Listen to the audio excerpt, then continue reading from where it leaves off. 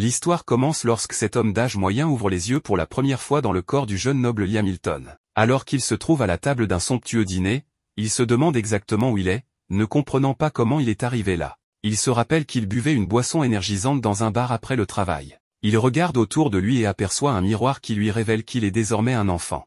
Le choc de cette révélation le fait crier, alarmant les adultes, y compris son père actuel, le chef de la famille Hamilton. Hamilton, profondément humilié par le comportement enfantin de Liam, lui rappelle que, bien qu'il soit seulement le cinquième fils et donc le moins significatif, il reste un membre de la respectable famille Hamilton et doit se comporter comme un noble en tout temps. Liam reste silencieux, ne comprenant rien à la situation ni à l'identité de cet homme. Voyant son malaise, la servante à ses côtés suppose qu'il est simplement contrarié par la réprimande de son père. Elle tente de lui remonter le moral en lui disant qu'il devrait être heureux que son père soit de bonne humeur, car cela aurait pu être bien pire. Elle explique également que son père est si joyeux car il vient d'avoir une fille après avoir eu plusieurs fils.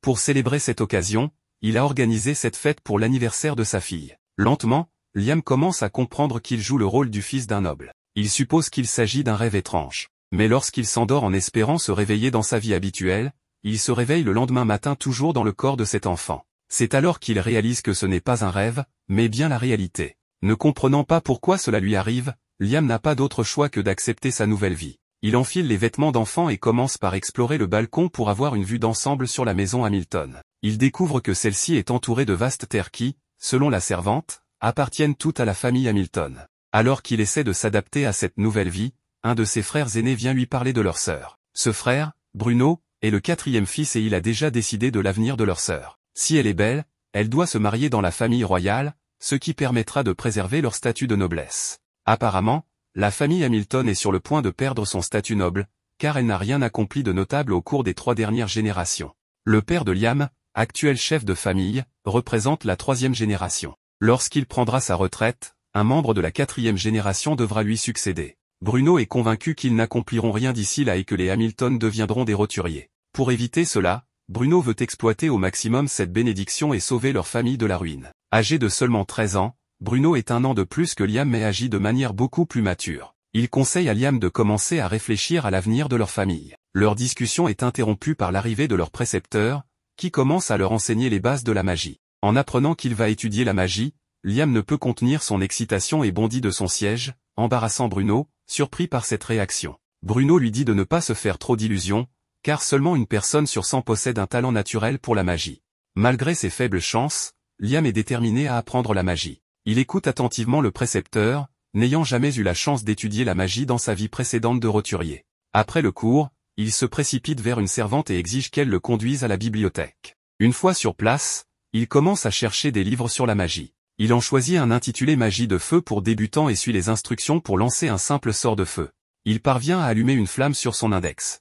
La servante est impressionnée et félicite le jeune maître pour avoir réussi à lancer un sort de feu. Désireux d'en apprendre davantage, Liam se rend au bureau de son père pour demander l'accès à des grimoires, les livres de sorts de la bibliothèque. Le comte, occupé par son travail, montre peu d'intérêt pour son 5e fils, mais il lui accorde la permission d'étudier des livres en dehors de la bibliothèque sans poser de questions. Avec l'autorisation de son père, Liam se met immédiatement au travail, saisissant quelques livres de la bibliothèque et apprenant tout ce qu'il peut. Peu de temps après, il apprend un nouveau sort appelé Lame de feu.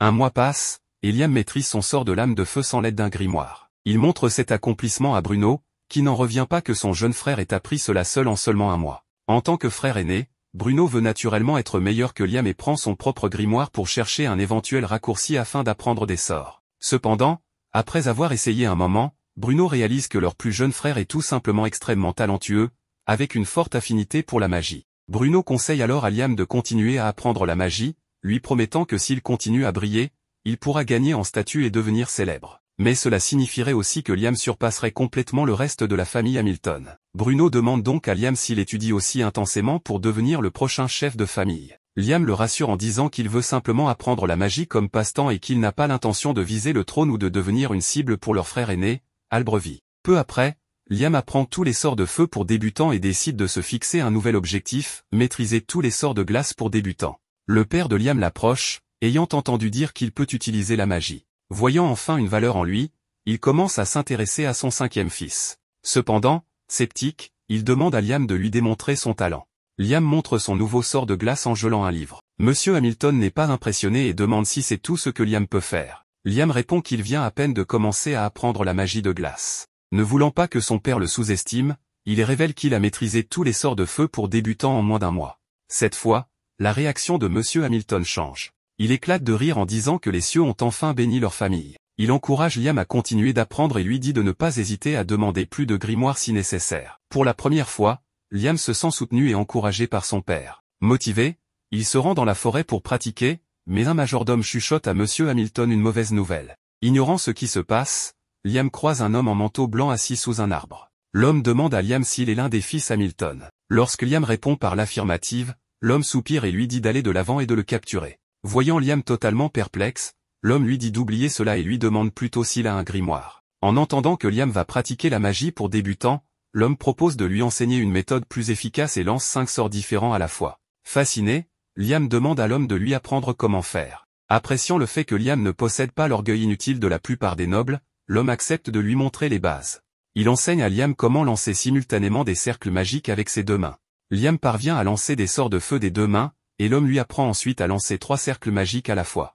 Liam maîtrise rapidement cette technique, mais il échoue à exécuter le sort car il manque encore de puissance magique. Malgré cela, l'homme est impressionné par le talent de Liam et révèle qu'il peut lui-même lancer jusqu'à 16 sorts en même temps. Malheureusement, le temps presse pour l'homme, et il veut vraiment enseigner davantage de magie à Liam. Il lui offre une bague qu'il appelle une Magicpedia, un artefact magique contenant des centaines de grimoires. Lorsque Liam enfile la bague, des centaines de sorts magiques affluent dans son esprit, lui permettant de les apprendre librement. Liam apprend instantanément un sort d'attaque de vent et, en utilisant l'un de ces sorts, l'homme disparaît sous ses yeux, le laissant totalement confus. À ce moment-là, la servante arrive pour dire à Liam à quel point il est dangereux de rester dehors. Elle l'informe également qu'un homme suspect s'est introduit sur leur terre. Elle lui remet un livre de magie d'invocation pour débutants que Monsieur Hamilton voulait qu'il ait, puis s'en va. C'est alors que l'homme mystérieux réapparaît devant Liam, lui révélant qu'il ne voulait simplement pas être vu par les autres, indiquant qu'il pourrait en réalité être dangereux.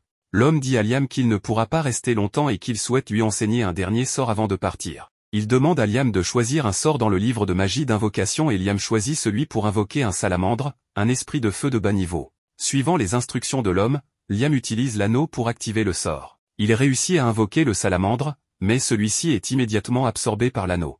L'homme explique que l'anneau fonctionne comme un carnet infini, absorbant le contenu de la manière dont le salamandre a été invoqué. Réalisant à quel point cet anneau est incroyablement précieux, Liam propose de le rendre à l'homme, mais celui-ci affirme que l'anneau n'est pas si spécial, il permet simplement à son utilisateur de ne pas avoir à transporter des grimoires volumineux. Comprenant cela, Liam continue d'utiliser l'anneau pour apprendre davantage de sorts d'invocation à partir du grimoire. Une fois qu'il a terminé ses expérimentations, il cherche l'approbation de l'homme, mais découvre que celui-ci a disparu. La seule chose qui reste est un message sur le sol conseillant à Liam de continuer à étudier la magie et de ne jamais parler à quiconque de leur interaction.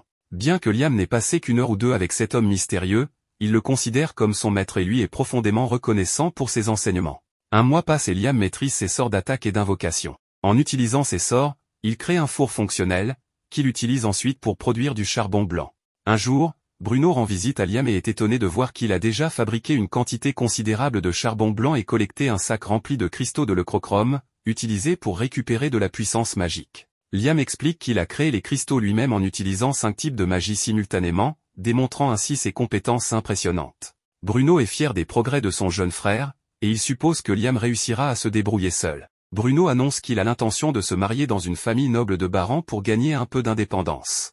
Il explique la nécessité de cette indépendance en racontant un épisode de l'histoire de leur famille. Il révèle qu'en désespoir de cause, pour sauver la famille, leur père a envoyé une grande quantité de soldats combattre un monstre scellé dans des terres lointaines. Cependant, la campagne a échoué, et seule une poignée de survivants est revenue. Malgré cette défaite dévastatrice, Monsieur Hamilton et leur frère aîné restent déterminés à tout faire pour conserver leur statut noble. Bruno pense qu'il pourrait un jour entraîner Liam dans leur machination, c'est pourquoi il encourage Liam à chercher lui aussi son indépendance. Le premier pas vers l'indépendance est de gagner de l'argent. Liam vend son charbon blanc contre une bourse de pièces d'or et utilise une partie de l'argent pour s'offrir un délicieux bol de ramen pour le déjeuner. Inspiré par ce repas, il décide d'introduire la culture du ramen dans la maison des Hamilton. Utilisant un esprit de glace pour déshydrater les nouilles, il crée des nouilles séchées et enseigne au chef de la famille comment les préparer. Convaincu que la vente de nouilles instantanées pourrait devenir une entreprise rentable, Liam présente son idée à un commerçant local. Cependant, le commerçant refuse d'acheter le produit,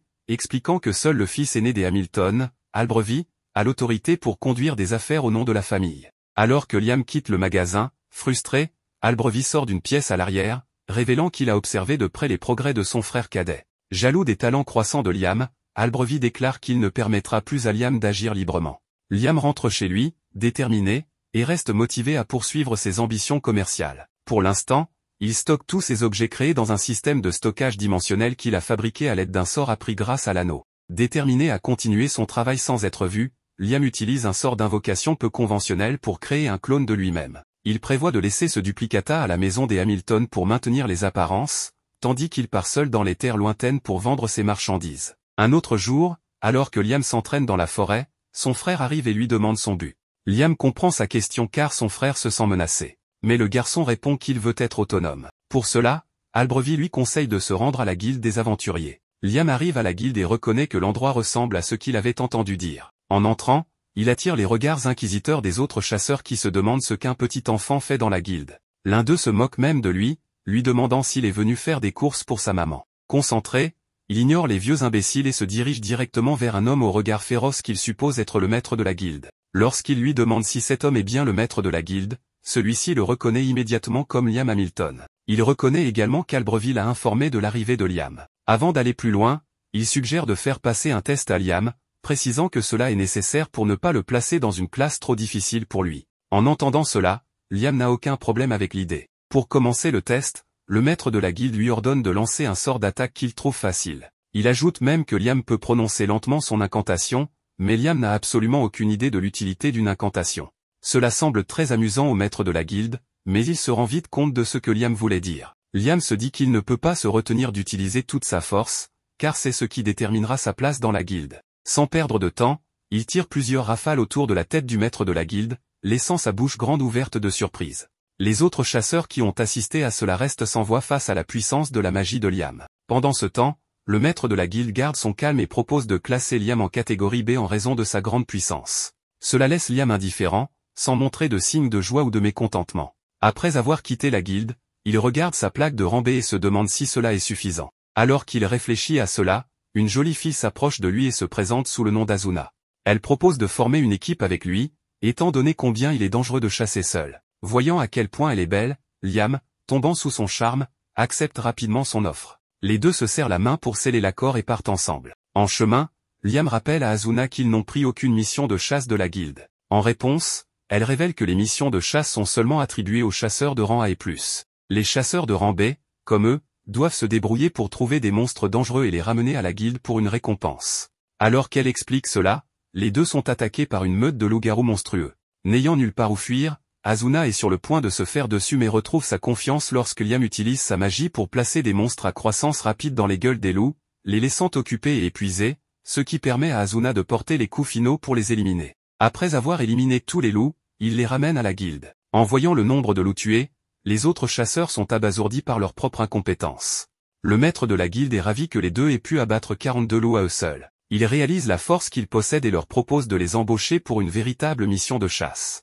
Ils sont chargés de chasser un grand monstre chenille avant qu'ils n'interrompent la visite d'un important visiteur prévu pour arriver en ville plus tard dans la journée. Tandis qu'Azuna est heureuse qu'ils aient décroché leur première mission, Liam est plus préoccupé par les pierres magiques trouvées dans les corps des monstres, ce qui les rend plus difficiles à combattre que les bêtes ordinaires. Lorsqu'ils affrontent le monstre, ils trouvent qu'il est difficile à abattre et sont épuisés.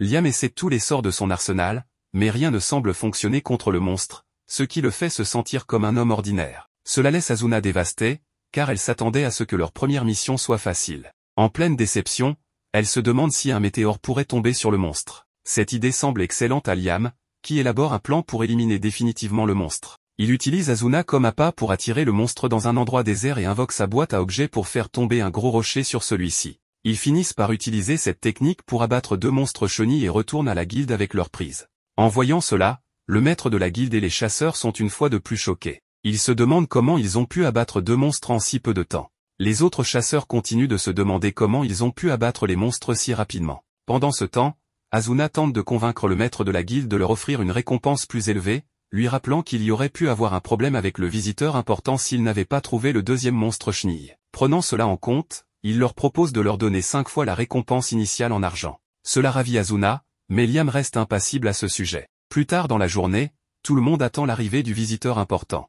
Alors que Liam attend, son frère aîné vient le féliciter pour ses succès depuis son entrée dans la guilde. Il lui conseille de continuer sur cette lancée et part. En le voyant, Asuna imagine immédiatement qu'Albreville serait très rude, ce à quoi Liam acquiesce, car Albreville l'a toujours vu comme une nuisance. Sur une note plus positive, la personne importante arrive. En marchant parmi la foule qui le salue, il pose les yeux sur Liam et Asuna, et elle est frappée de stupeur par son regard. Plus tard dans la journée, Liam rencontre l'invité important, qui se présente sous le nom de James Stanley. Lorsque Liam se présente à son tour, James réagit comme s'il connaissait le père de Liam. Ne voulant pas s'attarder sur ce sujet, il cherche à savoir pourquoi Liam possède une bague qui appartenait à quelqu'un qu'il connaît, nommé Raymond. Il s'avère que Raymond était le maître de Liam. Au début, James tente de plaisanter en suggérant que Liam a volé la bague, mais en entendant Liam mentionner que Raymond était son maître, il se calme. Les deux commencent à discuter de l'époque où Liam était l'élève de Raymond, ce qui amuse beaucoup James. Il souhaite voir à quel point un élève de Raymond peut être puissant. Pour le découvrir, il demande à un de ses proches de se protéger contre le meilleur sort de Liam, espérant voir à quel point il est fort. D'ordinaire, Liam ne juge pas nécessaire de prononcer des incantations, mais il se souvient avoir lu quelque part que prononcer des mots pouvait rendre un sort plus puissant. Dans cet esprit, il utilise les noms de ses 3 chanteurs préférés comme incantation pour lancer des missiles magiques sur Simon, un des proches de James. Au début, on dirait que Simon parvient à bien se défendre, mais les missiles finissent par traverser son bouclier magique et l'évanouir. En voyant cela, James est très satisfait de l'efficacité des pouvoirs de Liam. Il lui propose de lui donner le titre de chevalier, pour lui donner la chance d'être indépendant de sa famille. Plus tard dans la journée, James fait de Liam un chevalier, comme il l'avait promis. Il espère que cela l'aidera à sortir de l'ombre de ses frères. Une fois le rituel de l'adoubement terminé, James cherche à en savoir plus sur le temps de Liam passé avec Raymond.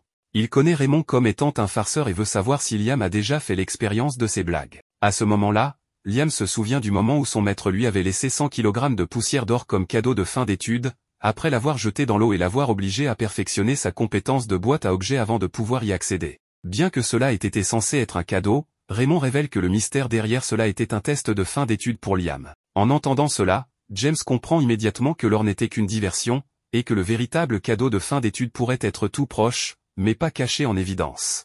Pour le découvrir, Liam retourne sur le site et utilise sa boîte à objets pour absorber toute l'eau du lac. En marchant à travers le lac asséché, il se demande ce que son maître aurait pu lui laisser. Il tente de décoder les derniers messages de son maître et finit par élaborer un plan pour extraire la poussière d'or seule et la déposer dans le lac vide. Après avoir fait cela, une porte mystérieuse s'ouvre. Liam descend les escaliers sous le lac vide et trouve une lettre ainsi qu'un livre. La lettre révèle que le livre, qui est un grimoire de niveau maximal, est son véritable cadeau de fin d'études. En prenant le livre, il se rend compte qu'il détient le pouvoir d'un autre monde. Curieux de découvrir ce que ce pouvoir renferme, il est déterminé à l'étudier pendant des heures. Il continue à pratiquer les sorts, mais cela ne donne aucun résultat favorable. Après plusieurs essais, il réussit enfin, et le sort révèle un énorme miroir. Liam entre dans le miroir et découvre un espace alternatif, dans un monde différent de celui du magicien. De plus, l'espace augmente à mesure qu'il devient plus puissant, car il peut y loger des gens, ce qui le rend plus efficace que la boîte à objets. Liam reste à imaginer les possibilités infinies de ce sort.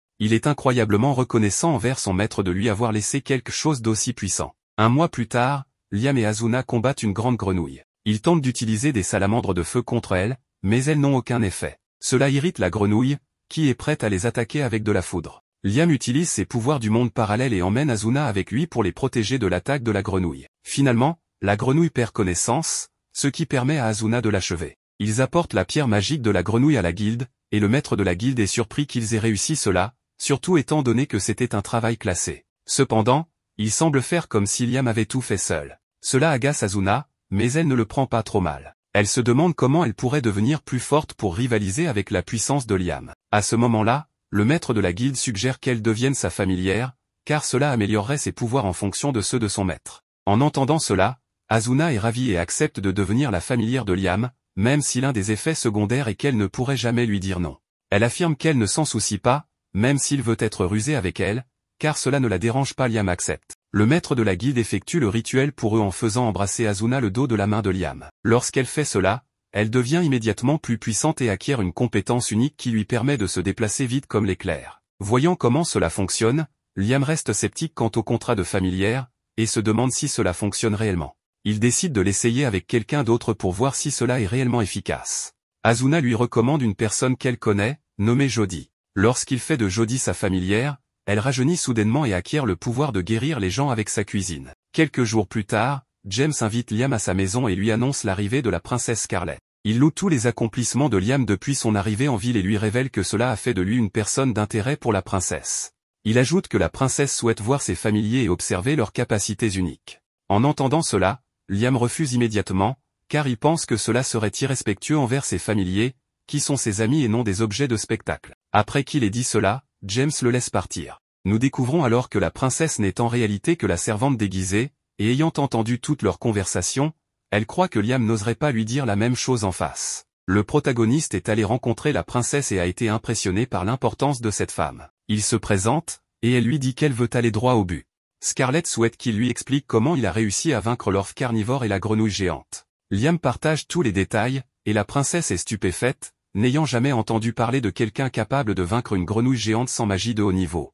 Scarlett demande à James s'il connaît un cas similaire, mais lui aussi confirme que c'est inédit. De son côté, Liam se demande à quoi peut ressembler cette magie de haut niveau, car il aimerait bien l'utiliser un jour. La princesse exprime maintenant le souhait de rencontrer les compagnons de Liam. Malgré la pression qu'il ressent, il refuse, expliquant qu'il ne compte pas transformer ses camarades en spectacle. Contre toute attente, Scarlett éclate de rire et admet qu'elle est désormais encore plus intéressée par Liam. Elle lui explique qu'il est rare que quelqu'un capte son attention 2 fois et qu'il mérite donc une récompense. Liam s'interroge sur ces 2 fois, mais Scarlett l'interrompt et lui accorde le titre de baron. Pour ceux qui l'ignorent, c'est le plus bas rang de la noblesse, mais cela reste tout de même une position noble. Liam a du mal à y croire, car il estime n'avoir accompli aucun exploit méritant un tel honneur. Cependant, Scarlett insiste, réussir à capter son attention à 2 reprises est un exploit en soi. En plus du titre, elle lui offre un grimoire de pacte avec un familier. Liam la remercie sincèrement pour ce cadeau, et Scarlett est surprise de voir qu'il est bien plus heureux de recevoir un grimoire que d'être fait noble. Plus tard,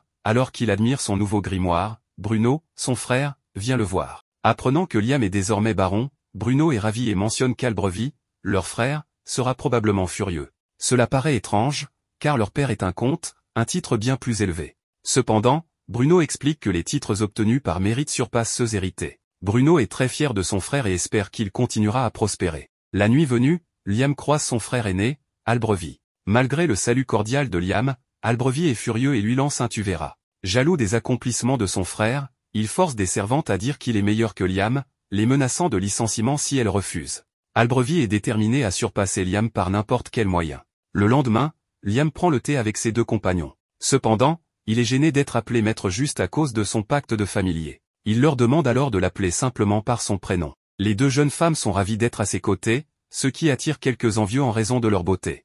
Avec le pacte officiel signé, ils forment enfin un groupe et ne tardent pas à partir en forêt pour vivre quelques aventures. Alors qu'ils combattent plusieurs ennemis, on remarque qu'Azuna a beaucoup amélioré sa mobilité. De son côté, Jody sent que sa vision s'est énormément améliorée, ce qui est crucial pour un archer. Le protagoniste, ignorant ce changement, s'interroge. Il utilise alors un pouvoir spécial pour améliorer encore davantage la vision de Jody, atteignant un niveau incroyable. Azuna, intrigué, demande ce qu'il vient de faire. Liam lui explique qu'il a utilisé de la magie de renforcement sur les yeux de Jody. Surprise, la blonde lui demande de faire de même avec elle, mais il refuse, expliquant que ce n'est pas une bonne idée. Azuna insiste pour avoir une explication, et Liam lui détaille que bien qu'il soit possible de renforcer sa force, son corps en souffrirait. Par exemple, en frappant quelque chose, ses os risqueraient de se briser. En revanche, la vision ne présente pas ce genre de risque, car elle n'implique pas de choc physique. En tout cas, les résultats sont évidents, Jody voit beaucoup mieux.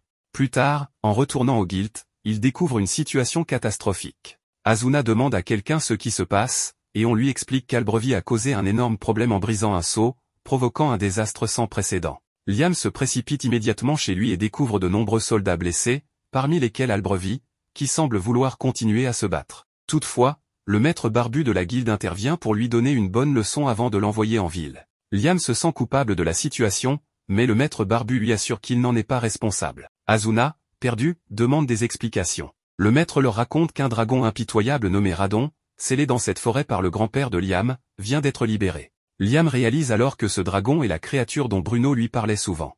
Il existe un moyen de recréer le sceau, et les personnes nécessaires sont déjà présentes. Cependant, il reste un problème, les radonnés mineurs, les rejetons du dragon, qui sont à l'origine du chaos actuel. Ces petits dragons, bien qu'impressionnants, ne sont rien comparés à leurs parents. Le dragon principal, après avoir été scellé si longtemps, aura besoin de quelques jours pour récupérer ses forces. Il est donc impératif de le sceller avant qu'il ne retrouve toute sa puissance. Malheureusement, ces rejetons viennent tout juste de surgir. Ces dragons sont extrêmement agressifs, et Asuna veut tenter de les affronter. C'est une tâche ardue, car leurs flammes sont extrêmement destructrices.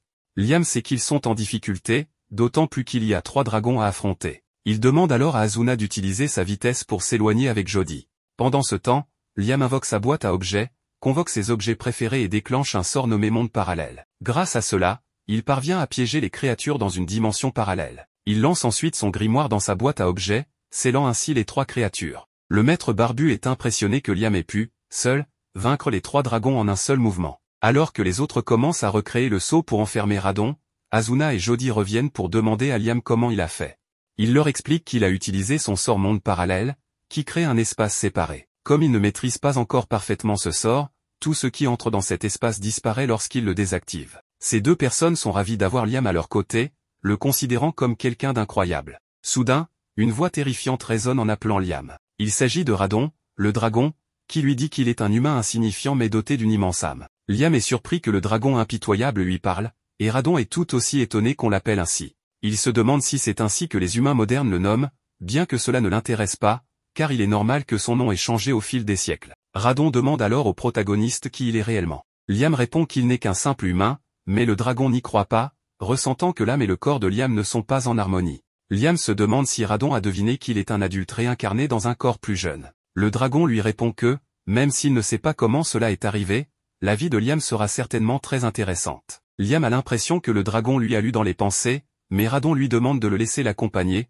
voulant observer sa vie de près. Hésitant, Liam écoute Radon, qui promet de ne pas lui faire de mal et même de l'aider, mais uniquement dans la mesure où cela sert ses objectifs. Après réflexion, Liam décide de lui faire confiance et lui demande sa force. À cet instant, une marque apparaît sur la main droite de Liam. Tout le monde est stupéfait, y compris Liam lui-même, qui ressent le pouvoir de Radon circuler dans son corps. En testant sa nouvelle puissance, Liam réalise qu'il peut lancer 11 sorts sans incantation. Poussé par cette découverte, il invoque les noms de ses chanteurs préférés pour maximiser son pouvoir et réussit à lancer 17 sorts en tout en gardant le contrôle. Cependant, cette démonstration affecte gravement les mages encapuchonnés environnants. Radon conseille à Liam de contenir son pouvoir, car il est trop écrasant pour eux. Heureusement, Jody et Asuna ne semblent pas affectés, peut-être en raison de leur lien en tant que familiers de Liam. Le maître barbu remercie Liam d'avoir éliminé la menace, mais ce dernier s'excuse pour les effets secondaires de sa nouvelle puissance. Se sentant responsable des souffrances causées par le combat, Liam offre 10 kg d'or pour couvrir les frais des blessés, en demandant de prioriser ceux nécessitant une longue convalescence. Le maître barbu est abasourdi, considérant ce geste comme une bénédiction. Dans son esprit, il commence à souhaiter que Liam devienne le chef des Hamilton pour le bien de tous. Plus tard, le comte Charles remercie Liam d'avoir réglé le désastre causé par Albrevie. Bien que tout soit résolu, Liam s'interroge sur le sort de son frère aîné. Charles lui explique qu'Albrevie est en résidence surveillée, mais Liam a entendu des rumeurs selon lesquelles il pourrait être déshérité. Pendant la nuit, Liam se rend dans la chambre d'Albrevie et entend les lamentations de son frère. Bien qu'il sache qu'Albrevie mérite ce qui lui arrive, Liam semble éprouver une certaine empathie pour lui. Il ne peut pas supporter que tout se passe bien pour le protagoniste, mais notre jeune héros, pour une raison quelconque, ne ressent aucune rancune envers lui, mais plutôt de la pitié. Il sait que son frère aîné n'a voulu que protéger la famille, mais qu'il a été emporté par les mauvais sentiments. Cette même nuit, Liam fait un rêve très étrange, dans lequel il s'entraîne à la magie. Après avoir réfléchi un moment, il comprend qu'il s'agit de nouveaux sorts. Sans perdre de temps, il court dans la forêt pour essayer 2 nouveaux sorts. Le premier lui a pris beaucoup de temps à maîtriser, mais il lui permet d'invoquer des créatures du dragon sous sa totale volonté. La princesse arrive et pense en elle-même être choquée qu'un simple enfant soit capable d'utiliser de la magie sacrée. Liam lui demande ce qu'elle fait dans cette zone, et elle lui répond qu'elle est venue voir le seigneur Hamilton, qui est désormais Liam. En résumé, elle est venue lui remettre une récompense pour avoir vaincu le dragon impitoyable. Malheureusement, le père de Scarlett ne lui permet pas de lui accorder un titre plus élevé, mais en échange, il le nomme chevalier de 3e classe de l'ordre du Phénix. Liam hésite à accepter ou non, mais elle insiste, car le peuple a besoin de la tranquillité d'esprit, sachant que le dragon a été vaincu et qu'un héros existe. En y réfléchissant, Liam ne trouve pas cela si mal, mais elle veut maintenant savoir comment il a vaincu le dragon, car selon la méthode, elle pourrait le déclarer héros du royaume. Liam sent qu'il doit tout lui expliquer pour apaiser les choses. De bonne foi, il commence à le faire, mais l'expression de Scarlett lorsqu'elle entend la suite le terrifie, elle n'arrive pas à croire ce qu'il vient de dire. Elle se rend compte que ce qu'elle a vu tout à l'heure était de la magie sacrée, mais ce qu'elle vient d'entendre prouve le contraire. Elle lui demande de ne raconter cela à personne avant d'avoir de nouvelles informations. Le lendemain, La princesse envoie à Liam 3000 pièces d'or, une somme totalement démesurée, à vrai dire. James discute avec le protagoniste et veut savoir si ce dernier peut vraiment utiliser la magie sacrée. Le jeune héros sait qu'il ne doit rien révéler, car la princesse a payé cher pour son silence. Cependant, James, avec son expérience, commence à soupçonner que la princesse cache quelque chose et veut en avoir le cœur net. Il a lu dans un rapport que le gigantesque dragon s'est transformé en lumière et s'est introduit dans le corps de Liam. Ne pouvant plus garder le secret, Liam finit par avouer qu'il peut désormais utiliser certains sorts de magie sacrée. Pour prouver ses dires, il montre le sort Clear, qui élimine tout état altéré, comme une purification. James, impressionné, lui demande s'il connaît la guerre des 3 dragons.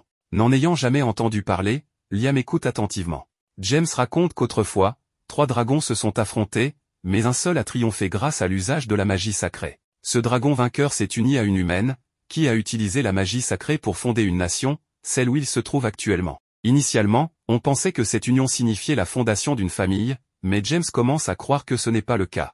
Il pense que Liam, en étant lié au dragon, revit ce qui s'est passé à la fondation de la nation. James partage ses inquiétudes, notamment concernant les Hamilton, et plus particulièrement le père de Liam. Les Hamilton ont été déclarés nobles pour avoir scellé un dragon autrefois perçu comme une menace.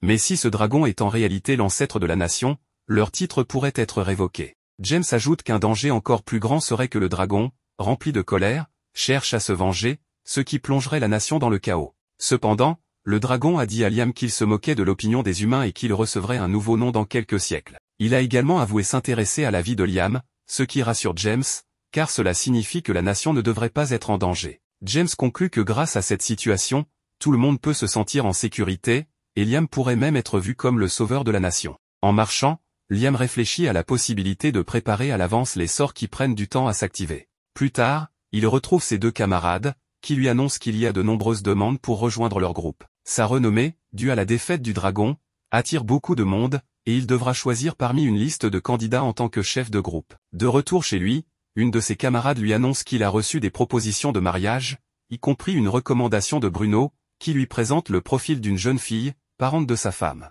Bruno ne comprend pas pourquoi tout ce tapage. Il demande au protagoniste ce qu'il a fait pour être si populaire. Certes, il a vaincu un dragon, mais il doit y avoir autre chose pour que même des nobles de haut rang veuillent le rencontrer. Le protagoniste, déconcerté, ne sait pas quoi penser, car il n'avait jamais connu une telle popularité, même dans sa vie précédente. Plus tard, il invite ses camarades pour leur montrer quelque chose dans le monde parallèle, une immense maison qu'il a fait construire et qu'il a déplacée dans ce lieu. Grâce à sa maîtrise totale du sort, les objets ne disparaissent plus comme avant. Jody trouve cependant la maison trop lumineuse et aimerait davantage d'obscurité. Le protagoniste invoque alors un esprit d'obscurité pour assombrir l'endroit, mais comme l'obscurité devient totale, il fait apparaître une salamandre de feu pour allumer une cheminée, ce qui améliore l'ambiance. Le problème est que l'esprit d'obscurité, étant de bas niveau, ne peut pas contrôler l'intensité de l'obscurité. Asuna remarque que ce serait bien que les esprits puissent évoluer comme les humains. Cela donne une idée brillante à Liam, qui décide soudain de conclure un pacte avec l'esprit d'obscurité. Grâce à ce pacte, l'esprit monte de niveau, permettant à Liam de contrôler parfaitement l'obscurité et de la rendre plus naturelle. L'esprit le remercie et lui demande de l'invoquer en cas de besoin, mais Liam ne connaît pas encore le sort d'invocation pour les esprits de niveau intermédiaire. La grand-mère de l'obscurité lui explique que son anneau lui permet d'y stocker un sort d'invocation de niveau intermédiaire, bien qu'ils doivent s'entraîner un peu. Après un moment, il réussit à sceller l'esprit dans l'anneau et commence à faire évoluer la salamandre, qui devient un charmelion. Il enchaîne avec d'autres esprits, ce qui lui donne littéralement une belle collection d'esprits évolués, tout cela avec un simple anneau. Le protagoniste est maintenant si puissant qu'il peut posséder plusieurs esprits de niveau intermédiaire, alors que les grimoires nécessaires à cela sont normalement des trésors réservés à la noblesse. Le lendemain, à la demande de Radon, Liam s'aventure dans la forêt. Le dragon lui demande d'invoquer l'un de ses enfants, ce que Liam réussit après beaucoup de pratique. Cependant, l'espace commence à se distordre, et il aperçoit une multitude de fées. Les fées s'enfuient à la vue d'un humain, mais Liam leur annonce qu'il est là au nom de Radon. Peu à peu, elle s'approche et confirme que le dragonnet est bien le fils du dieu dragon, comme elle l'appelle. Liam explique qu'il est venu parce que Radon veut qu'ils prennent en charge leur protection. En effet, les ailes de fées, très recherchées par les humains, les mettent en danger constant. Le dragon les protégeait autrefois avec une barrière, mais cette responsabilité incombe désormais à Liam. Radon lui conseille de donner un nom aux fées, car les humains ont un talent particulier pour cela. Liam accepté, par un pacte de familier, nomme la fée aux cheveux verts Rena. Contre toute attente, Rena évolue en une elfe. Radon, surpris, explique que nommer les créatures par un pacte multiplie leur puissance magique. Il conseille à Liam de donner un nom aux êtres avec qui il forme des pactes. Liam trouve cela judicieux. Les autres fées réclament aussi un nom, et Liam, tel un prêtre, commence à les baptiser une par une. À la fin, une véritable communauté d'elfes, désormais ses familiers, s'est formée. Elle lui demande ce qu'elles peuvent faire pour lui, prête à lui obéir en tout. Après mûre réflexion, la meilleure idée de Liam est de construire un village dans cet endroit. Il nomme Rena comme chef, car les habitants auront besoin d'un leader pour rester unis. La fée aux cheveux verts le remercie chaleureusement et promet de tout faire pour rendre son maître, en l'occurrence Liam, fier d'elle. Liam, épuisé après avoir utilisé autant de magie, ressent soudain une puissante énergie magique dans la forêt. En enquêtant, il découvre que cette énergie provient d'un arbre. Il demande alors à Rena ce que c'est. Elle lui explique que les fées rassemblent la magie flottant dans l'air et la condensent en un seul endroit, créant une sorte de fruit au goût sucré comme du miel. Radon conseille à Liam de le manger, ce qu'il fait. Liam se sent alors encore plus puissant. Il teste un sort et se rend compte qu'il peut désormais invoquer 19 missiles magiques, une prouesse qu'il n'aurait jamais imaginée auparavant. Le lendemain, Liam retourne au village. Toutes les fées l'accueillent en l'appelant maître, mais il leur demande de simplement l'appeler Liam. Un problème survient cependant, bien qu'elles aient essayé plusieurs choses, elles ne savent pas comment construire une maison. Ce problème peut attendre, car une des elfes, Suzy, a été capturée par des malfaiteurs. Liam, très sérieux, donne une bonne leçon à l'un des malfaiteurs avant d'invoquer un double pour s'occuper des deux autres. Heureusement, Suzy est sauvée. Liam se rend compte que cet endroit est trop dangereux pour les fées. Il décide de les relocaliser dans son monde parallèle. Bien que cet espace soit trop étroit pour accueillir autant d'habitantes, il se demande si le nectar des fées pourrait avoir agrandi l'espace disponible. Il leur annonce que ce sera leur nouveau foyer, un lieu où elles ne courront plus de danger comme Suzy en a rencontré. Les fées, émues, le supplient de devenir leur roi. Liam, un peu pris au dépourvu, finit par accepter, mais précise qu'il sera simplement leur leader, pas leur roi. Liam sait que le monde parallèle n'est qu'une solution temporaire. Il devra trouver des terres où elles pourront vivre durablement. Plus tard, alors que tout le monde profite de nouilles instantanées, Liam s'entraîne à utiliser un sort de magie sacrée transmis par Radon. Voyant les efforts de Liam, le dragon lui donne un coup de main, ce qui permet à Liam de maîtriser le sort. Liam, prévoyant, avait envoyé son double dans un endroit très éloigné. Il rassemble toutes les elfes et active sa magie sacrée de haut niveau, un sort de téléportation. Ils se retrouvent instantanément à 100 km de leur position initiale, dans un endroit appelé la Terre Scellée. Cet endroit se trouve à 4 jours de marche, mais grâce à sa capacité de téléportation, Liam peut se rendre immédiatement dans tout lieu visité auparavant. De plus, tout endroit exploré par son double est automatiquement considéré comme visité par l'original. Pour l'instant, il faut 4 jours à Liam pour recharger son sort, mais il espère le maîtriser bientôt. Le dragon lui demande de poser sa main sur son emblème pour briser le sceau qui protégeait cet endroit. Auparavant, Radon le protégeait, bien qu'il ne dise pas pourquoi. Ce lieu deviendra le nouveau foyer des elfes, qui sont ravis de ce cadeau. Rena informe Liam qu'elles n'ont trouvé aucune goutte d'eau malgré leurs recherches. Liam répond que la terre est très fertile et qu'il doit forcément y avoir une source d'eau quelque part. Il invoque l'esprit de l'eau pour leur venir en aide. Immédiatement, l'esprit détecte une source, leur épargnant de longues journées de recherche. Il décide alors de construire le village à cet endroit. Pendant ce temps, Liam s'entraîne à utiliser son sort de téléportation sur de courtes distances. Il sait que l'utiliser fréquemment l'aidera à mieux le maîtriser. De plus, grâce à certains cristaux, il peut presque instantanément récupérer son énergie magique. Après de nombreuses séances d'entraînement, Liam finit par maîtriser parfaitement le sort de téléportation. Avant de partir, il fait ses adieux aux elfes. Il informe Rena que les jeunes dragons veilleront sur elle en son absence et leur promet de revenir rapidement. Liam se rend alors auprès de la princesse, qui a une question à lui poser. Elle veut savoir si le dragon lui a parlé d'une terre promise. Liam répond que non, mais il mentionne une terre scellée. La princesse insiste pour visiter cet endroit. Plus tard, un ingénieur de la cour arrive, et Liam le duplique avant d'utiliser son sort de téléportation pour se rendre sur place. Une fois là-bas, Scarlett est stupéfaite. Elle demande à Radon, via Liam, si cet endroit est bien la terre promise. Le dragon répond qu'il n'a jamais promis de terre aux humains, mais ne nie pas que cet endroit pourrait être cette fameuse terre promise. Bien que cela soit un peu flou, Scarlett est convaincue que ce lieu est le paradis mentionné dans les anciennes légendes. Elle sort alors un objet de sa poche, appelé la clé du destin. Lorsque Liam la prend en main, la terre commence littéralement à flotter, confirmant qu'il s'agit bien de la terre promise. Scarlett s'incline devant Liam et le proclame maître de la terre promise. Elle lui demande de créer une nation sur cette terre, affirmant qu'elle deviendra un véritable paradis pour tous dans un avenir proche. Liam doute de pouvoir accomplir une telle tâche, mais Scarlett lui promet son soutien indéfectible et lui jure fidélité. Les travaux dans la terre promise sont déjà en cours, et les elfes s'efforcent de construire leur village sous les ordres du double de Golak, l'ingénieur royal. Pendant ce temps, notre protagoniste se consacre à éliminer les monstres de la région. La princesse l'observe, émerveillée par sa puissance, et ne cesse de l'appeler maître. Liam lui demande pourquoi elle n'est pas à la capitale, mais une surprise l'attend, elle lui demande d'arrêter de la traiter comme une altesse, car elle est désormais sa servante. On raconte que la famille maternelle de Scarlett possède du sang de dragon, ce qui signifie qu'elle doit servir le grand dieu dragon Radon. Radon ordonne à Liam de conduire Scarlett dans un endroit situé au nord. À leur arrivée, ils découvrent des ruines avec des inscriptions étranges et un gardien métallique prenant la forme de Radon.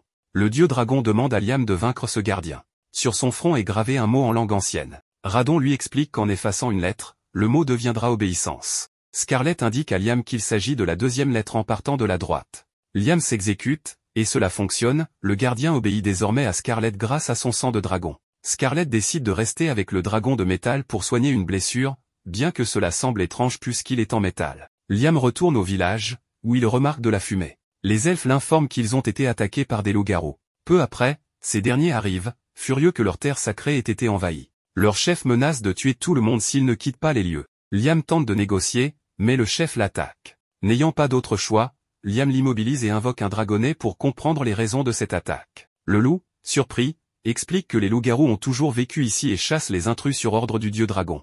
Liam répond que les elfes sont également protégés par Radon, ce qui fait d'eux des alliés. Le chef des loups-garous s'excuse, et les elfes suggèrent qu'ils concluent un pacte avec Liam, comme elles l'ont fait. Liam accepte et découvre que le loup, nommé Chris, est en réalité une femme. Après un repos bien mérité, Liam remarque que Chris et les autres loups-garous, désormais évolués, travaillent dur pour faire progresser le village. Chris s'approche de manière affectueuse pour lui annoncer qu'il répare les dégâts qu'ils ont causés auparavant. Liam réfléchit à la possibilité de réparer certaines choses avec la magie, mais il n'a pas de sort pour cela. Radon lui conseille de créer un nouveau sort en visualisant ce qu'il souhaite et en persévérant. Inspiré, Liam développe le sort mémoire persistante, qui permet à certains objets de conserver des formes ou des états spécifiques. Même Radon est impressionné par la rapidité de Liam à maîtriser cette nouvelle magie. Encouragé, Liam travaille sur une version améliorée de missile magique qu'il appelle Power Missile. Radon lui conseille de continuer à créer de nouveaux sorts et d'explorer le monde. Il suggère également de fonder une nation, car cela lui enseignera beaucoup. Cependant, Liam semble plus intéressé par l'origine de la magie, comment la première personne à l'avoir utilisée l'a-t-elle créée? Il suppose qu'il doit être possible de créer un sort sans visualisation préalable. Radon, amusé par l'originalité de Liam, l'encourage à poursuivre ses réflexions. Mais soudain, Rena arrive en urgence, on lui a signalé que des humains poursuivaient récemment des faits. Immédiatement, Liam se téléporte pour vérifier la situation, et effectivement, des humains à cheval poursuivent des faits tout en commentant à quel point ces terres inexplorées sont incroyables. Il semble aussi motivé par l'idée de trouver des trésors. Liam se place devant eux, et les hommes lui demandent s'il habite ici. Se remémorant les paroles des autres, il prend son courage à deux mains et leur annonce que cet endroit est sa nation. Le chef des explorateurs lui demande le nom de cette nation, mais comme Liam ne sait quoi répondre, il se moque de lui et tente de continuer son chemin. Sans patience, Liam les avertit que s'il persiste, il utilisera tout son pouvoir pour les expulser. Les explorateurs, peu impressionnés par un jeune homme seul, ne prennent pas sa menace au sérieux.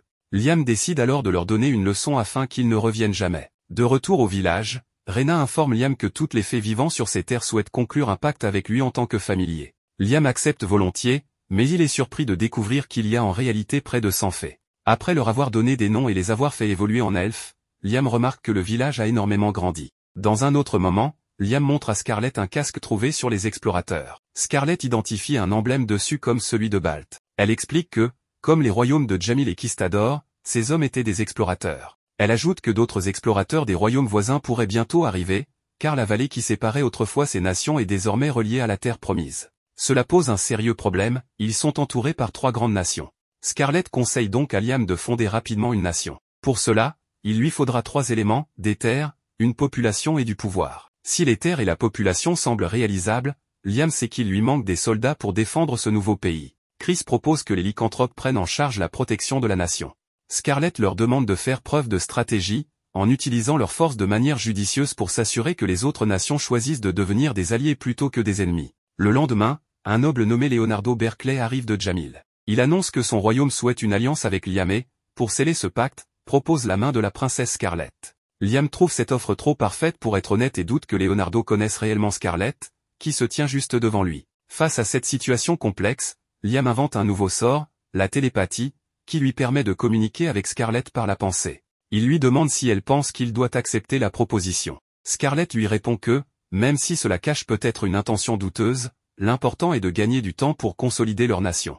Liam accepte donc, mais demande un délai d'1 an avant la célébration du mariage, expliquant que cela permettra à la nation d'être mieux préparée pour accueillir une princesse. Leonardo accepte et promet de transmettre ce message au roi de Jamil. Peu après, Liam et son clone utilisent la téléportation pour visiter la demeure de Scarlett dans la capitale. Liam n'y est jamais allé, mais son double l'avait déjà visité avec Scarlett, lui permettant ainsi d'utiliser cette capacité. Scarlett, après avoir confirmé qu'il s'agissait bien du vrai Liam, l'accueille dans son manoir. Liam, curieux, admet qu'il aimerait explorer la capitale, mais Scarlett lui rappelle qu'en tant que dirigeant d'une autre nation, il ne peut pas se permettre d'être vu ainsi. Alors qu'il se prépare à prendre un thé, Liam sent quelque chose d'étrange, c'est comme si Radon était présent dans cet endroit. Le dragon confirme que oui, bien que ténu, son pouvoir est présent dans cet endroit. Liam interroge Scarlett pour savoir si quelque chose lié à Radon se trouve ici. Elle lui montre une statue qui appartient à sa famille depuis des générations, et plus précisément à sa mère, la reine. Le dragon, surpris de voir cet objet ici, demande à Liam d'utiliser le sort purification sur la statue. Lorsqu'il le fait, la statue réagit et permet à Scarlett d'utiliser un puissant sort du dieu dragon, mais cela l'épuise presque entièrement. Radon explique que cette statue renferme une armure magique imprégnée de son pouvoir. Non seulement elle amplifie le pouvoir magique de son porteur, mais elle lui permet également d'utiliser certaines capacités du dieu dragon. Cependant, Scarlett est épuisée car l'armure qu'elle a activée est l'armure dorée, la plus puissante des 3 existantes. Radon ajoute que les 2 autres armures ont été perdues lors d'anciens combats.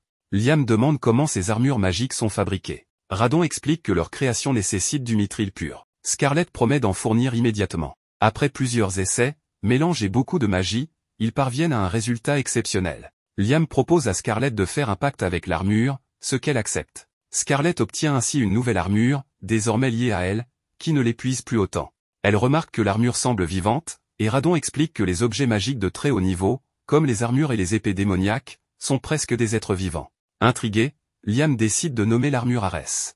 Scarlett ressent immédiatement une légèreté et une puissance accrue. Même Radon avoue qu'il n'avait jamais envisagé un pacte de ce genre auparavant. Grâce à cette innovation, Scarlett devient bien plus puissante. Radon partage ensuite une anecdote avec Liam, il avait donné un nom à un artefact, mais n'avait jamais fait de pacte avec lui comme familier. Il s'agit du dragon de métal, qui est en réalité l'armure personnelle de Radon. Liam comprend que c'est cette armure que Radon avait utilisée lors de la guerre des 3 dragons. Liam demande la permission de l'utiliser, ce que Radon accepte. Liam se rend au village pour observer le dragon de métal. Impressionné par cette gigantesque statue mobile dotée d'une volonté propre, il décide de faire un pacte avec elle. Une fois lié au dragon de métal, Liam se sent extraordinairement puissant, capable de lancer 37 missiles en même temps. Cependant, après son premier sort, il s'épuise complètement. Radon explique que Liam est le 3e à avoir survécu après avoir porté cette armure, et le premier à avoir réussi à lancer un sort. Radon ajoute que, si Liam parvient à maîtriser totalement cette armure, il pourrait régner sur le monde entier. Après que le protagoniste a récupéré une partie de son pouvoir, il demande à Scarlett un moment pour emmener le roi Radon gardien. Elle lui répond qu'il devrait même le garder. Liam le range alors dans sa boîte à objets, car rappelons que ce dragon n'est pas un être vivant à proprement parler. Scarlett retourne à la capitale tandis que Liam se rend au village. En arrivant, il constate que le développement du village est bien avancé. Cependant, Rena vient informer qu'un groupe de trolls vit à proximité. Ces créatures musculeuses sont redoutables, et il en existe 2 types, les extrêmement violents et les très amicaux. Malheureusement, ceux qui vivent près du village font partie des violents. Sachant que de plus en plus d'humains viendront s'installer ici, le protagoniste doit intervenir au plus vite pour éviter toute catastrophe. En chemin, Liam remarque que la région est devenue aride, alors qu'elle était fertile il y a peu. Pourtant, malgré l'absence de végétation, la zone regorge de ressources comme le fer. Peu après, les trolls apparaissent et lui demandent qui il est. Il se présente sous le nom de Liam et leur annonce qu'il est venu les recruter, car il construit une nouvelle nation. Le troll reste méfiant envers les humains qu'il considère comme des menteurs. Mais Liam insiste, affirmant qu'il traitera tout le monde de manière juste. Il leur révèle même que les fées et les loups-garous l'ont déjà rejoint et qu'ils devraient en faire de même. Le troll refuse d'écouter et attaque. À la surprise générale, il se bat intelligemment et parvient à piéger Liam pour l'achever en un seul coup. Cependant, grâce à son armure magique de combat de Radon, Liam ressort indemne. Le troll, déconcerté, ne comprend pas ce qu'il s'est passé, tandis que ses compagnons semblent effrayés. Le protagoniste lui explique que sa rage a failli blesser ses propres alliés et que s'ils sont encore en vie, c'est uniquement grâce à sa protection. Impressionné, le troll voit en Liam un être à la fois puissant et bienveillant, et accepte de l'écouter. Liam lui explique qu'il construit un village où vivent principalement des elfes et des lycanthropes, ainsi que quelques humains. En somme, il veut que les trolls rejoignent la communauté. Le troll lui demande pourquoi il les a choisis, et Liam lui répond que c'est pour plusieurs raisons, mais surtout parce que l'arrivée imminente d'humains pourrait devenir un danger. Avant de prendre une décision, le troll veut voir le village. Liam les téléporte alors sur place. Surpris, le troll demande ce qui vient de se passer. Liam lui révèle qu'il a utilisé de la magie sacrée de haut niveau. Mais l'étonnement ne s'arrête pas là. Chris, une combattante du village, semble connaître le troll. Dès qu'elle le voit, elle lui assène un coup. Liam, intrigué, veut savoir quel est leur lien. Chris explique qu'ils sont comme des rivaux, car à chaque fois qu'ils se croisent, ils se battent. Elle a gagné 307 fois et perdu 378 fois, preuve que leur affrontement dure depuis longtemps. Chris se demande si le troll a perdu en puissance, car elle n'arrive pas à croire qu'il ait été vaincu d'un seul coup. Mais Liam précise que c'est elle qui est devenue plus forte après avoir évolué. Ravi, Chris conseille alors au troll de conclure un pacte avec Liam. Plus qu'un simple conseil, c'est un ordre, car le perdant d'un combat doit obéir au gagnant. Le troll n'a pas d'autre choix que d'accepter. Liam accepte de conclure le pacte, et le troll, désormais baptisé Guy, évolue en une version plus petite, mais beaucoup plus puissante. Sans attendre, Guy engage aussitôt un combat avec Chris. Liam se rend compte que leurs attaques sont si puissantes qu'un simple humain ne pourrait pas y survivre. Chris, de son côté, possède des coups extrêmement rapides et précis. Toute la communauté assiste à cet affrontement de très haut niveau. Les autres trolls sont sous le choc, car leur chef est en réalité un légendaire troll, une évolution rare des trolls. Liam ne perd pas de temps et donne un nom à tous les autres trolls, leur conférant ainsi un pouvoir défensif et offensif considérable, ce dont le village avait urgemment besoin.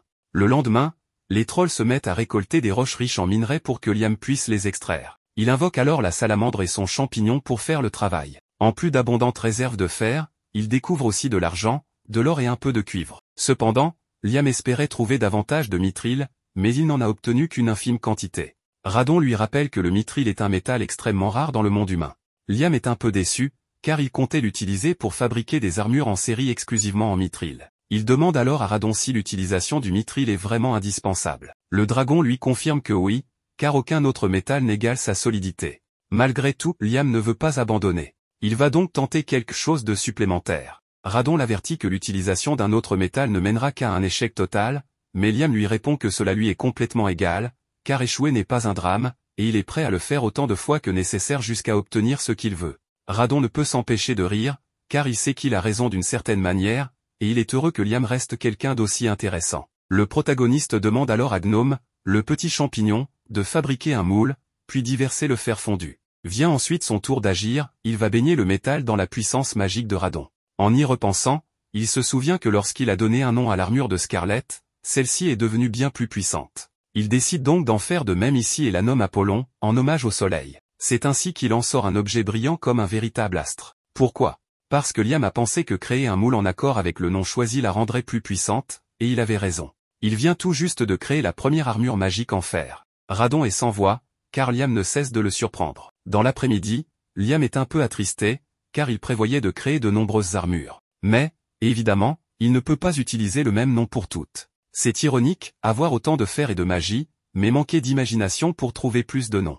Après une nuit de dur labeur, il parvient à créer un total de 15 armures. Il en donne 5 aux elfes, 5 aux lycanthropes et 5 aux trolls. Cependant, comme toujours, ces deux derniers groupes se disputent. Liam pense pourtant qu'il devrait former une excellente équipe, car il possède à la fois la vitesse et la force pour vaincre des groupes entiers d'ennemis. Soudain, tout le monde ressent la présence d'étrangers, il s'agit d'humains venus capturer des elfes. Ces types ne s'attendaient pas à tomber sur de telles merveilles et comptent clairement les vendre pour mener une vie de luxe. Il ordonne aux elfes de ne pas bouger. Liam commence à s'énerver, mais Rena veut s'occuper de la situation elle-même. Elle appelle Mina, une elfe aux cheveux roses, pour éliminer les bandits. Et elle s'avère suffisamment forte pour les anéantir en quelques secondes à peine. Liam est sincèrement impressionné. Il y a encore quelque temps, les elfes étaient très faibles, et les voir maintenant capables de se défendre seuls est incroyable. Tout cela est grâce aux armures magiques. Cela lui rappelle qu'il doit absolument trouver plus de noms pour en fabriquer davantage. Cependant, l'un des bandits menace tout le monde en affirmant qu'il tuera Liam si quelqu'un ose bouger. Le protagoniste lui fait comprendre son erreur en lui infligeant une correction mémorable, et les autres bandits prennent la fuite comme des lâches. Durant la nuit, Liam décide d'entrer dans son autre monde et invoque de nombreux esprits de l'eau, les Celsius. Il leur explique qu'il transporte de l'eau de mer dans sa boîte à objets et veut savoir s'ils peuvent la séparer en eau douce et en sel. Les esprits confirment que c'est possible et se mettent immédiatement au travail. À ce moment-là, l'un d'eux s'approche du protagoniste, c'est l'esprit qui l'a fait évoluer il y a quelque temps. Elle lui dit que son monde est désormais bien plus vaste et qu'elle souhaite le remercier pour cela. Elle mentionne également qu'elle a appris à posséder des objets et à altérer le monde humain, bien que la monarque rituelle la gronde souvent à cause de cela. Liam ne connaissait pas cette monarque et lui demande ce qu'elle entend par posséder des objets. L'esprit lui explique qu'un esprit de niveau intermédiaire peut posséder un objet de façon illimitée. D'ailleurs, dans ce monde, il existe de nombreuses armes et armures habitées par des esprits. Le protagoniste décide alors de lui donner encore plus de pouvoir et la renomme Celsius Zero. Ensuite, il invoque 2 autres esprits pour forger une nouvelle armure inspirée de Celsius Zero. Enfin, cette dernière prend possession de l'armure, la rendant bien plus puissante qu'elle ne l'était auparavant. Le lendemain, Liam distribue aux autres les armures prototypes. Elles sont bien plus puissantes que prévu, ceux qui les portent se sentent 10 fois plus forts que la veille. Désormais, ils pourraient défendre tout le monde contre n'importe quel ennemi. Cependant, ces armures consomment énormément d'énergie, ce qui signifie qu'il faudra un entraînement intense pour les maîtriser à 100%. Le protagoniste est maintenant convaincu que s'il peut créer davantage d'armures possédées par des esprits de niveau intermédiaire, son peuple deviendra incroyablement fort et n'aura plus à s'inquiéter de sa défense. Mais Radon pense tout le contraire, car avec des armures et des unités aussi puissantes, ils n'auront pas seulement les moyens de se défendre mais aussi de conquérir d'autres nations. Jody et Asuna veulent savoir où diable Liam a été tout ce temps. Pour être honnête, j'avais complètement oublié l'existence de ces deux-là. Ce qui est amusant, c'est qu'Asuna veut qu'il leur donne l'argent qu'il est censé leur avoir mis de côté. Vous savez, celui que la princesse leur a donné pour qu'elle ne parle pas de ce qui s'est passé avec Radon. Un peu plus tard, Asuna offre à Liam l'unique grimoire de la ville qui n'a pas encore de propriétaire. Grâce à son anneau, il acquiert instantanément toutes les connaissances du grimoire et découvre avec surprise un sort qu'il ne connaissait pas du tout. Plus tard, alors qu'ils discutent tranquillement, Liam raconte à ses 2 compagnes qu'il travaille sur la création d'une nation. Elles sont toutes 2 impressionnées, mais Liam veut savoir ce qu'elles comptent faire, le rejoindre ou rester dans cette ville. Asuna s'offusque de la question, car il est évident qu'elles iront avec lui, après tout, elles sont sa famille. Liam est heureux, mais il les avertit qu'elles partiront plus tard, car il doit d'abord s'entraîner à maîtriser le sort du grimoire qu'on lui a offert. D'ailleurs, il pense pouvoir le maîtriser très bientôt. Sans attendre, il commence à s'exercer en plein air, sous les yeux de tout le monde. Curieuse, Asuna lui demande en quoi consiste ce sort. Le protagoniste explique qu'il ressemble au sort boîte à objets, permettant de stocker ce que l'on veut, bien que cela dépende de la puissance magique de la personne. Pour tester la différence entre les 2 sorts, il profite de l'arrivée de son repas et place une portion dans la nouvelle boîte. Lorsqu'il la ressort une minute plus tard, la nourriture est pratiquement décomposée. En résumé, c'est comme une poubelle magique qui désintègre tout en quelques secondes ou minutes. Asuna est fasciné, mais Liam ne sait pas encore comment exploiter cette capacité. Après réflexion, il a une idée, il court chercher un jus de raisin fraîchement pressé. Il le mélange avec une levure dans la nouvelle boîte, et après un moment, du vin en ressort. Le protagoniste vient de réaliser un miracle. Il comprend rapidement que cette compétence peut lui ouvrir de nombreuses opportunités, fabrication de vin, sauce soja, cornichons, ou toute autre fermentation accélérée. Un peu plus tard, il décide d'expérimenter, il numérote plusieurs bouteilles et les place dans la nouvelle boîte, une par heure. La bouteille numéro 10 y est restée 10 heures, la numéro 9 pendant 9 heures, et ainsi de suite. Lorsque Jody goûte chaque bouteille, elle découvre que le temps s'écoule dans la nouvelle boîte à raison d'une année par heure dans le monde réel. Après cette découverte, les filles se rendent enfin au village de Liam, où elles se font de nouveaux amis. Le soir, un grand banquet est organisé pour les accueillir, car elles vivront ici désormais. C'est aussi une occasion en or pour Chris et Guy, qui se lancent dans un concours de cuisine. La grande gagnante, Asuna, qui mange sans s'arrêter. Tout le monde profite du repas dans une ambiance chaleureuse, et le plus important, c'est qu'il y a plein de nourriture pour tous. Le lendemain, tout le monde part récolter des fruits afin de produire différentes boissons. Asuna est émerveillée, car elle n'a jamais vu des fruits comme ceux-ci auparavant. Mais rapidement, un autre concours démarre, qui en récoltera le plus. Liam les félicite pour leur excellent travail, ce qui les motive encore plus à en ramasser davantage. Mais Rena les réprimande, elle leur avait dit que dépouiller un arbre de tous ses fruits l'empêchera d'en produire la saison suivante. Soudain, un cri puissant se fait entendre au loin.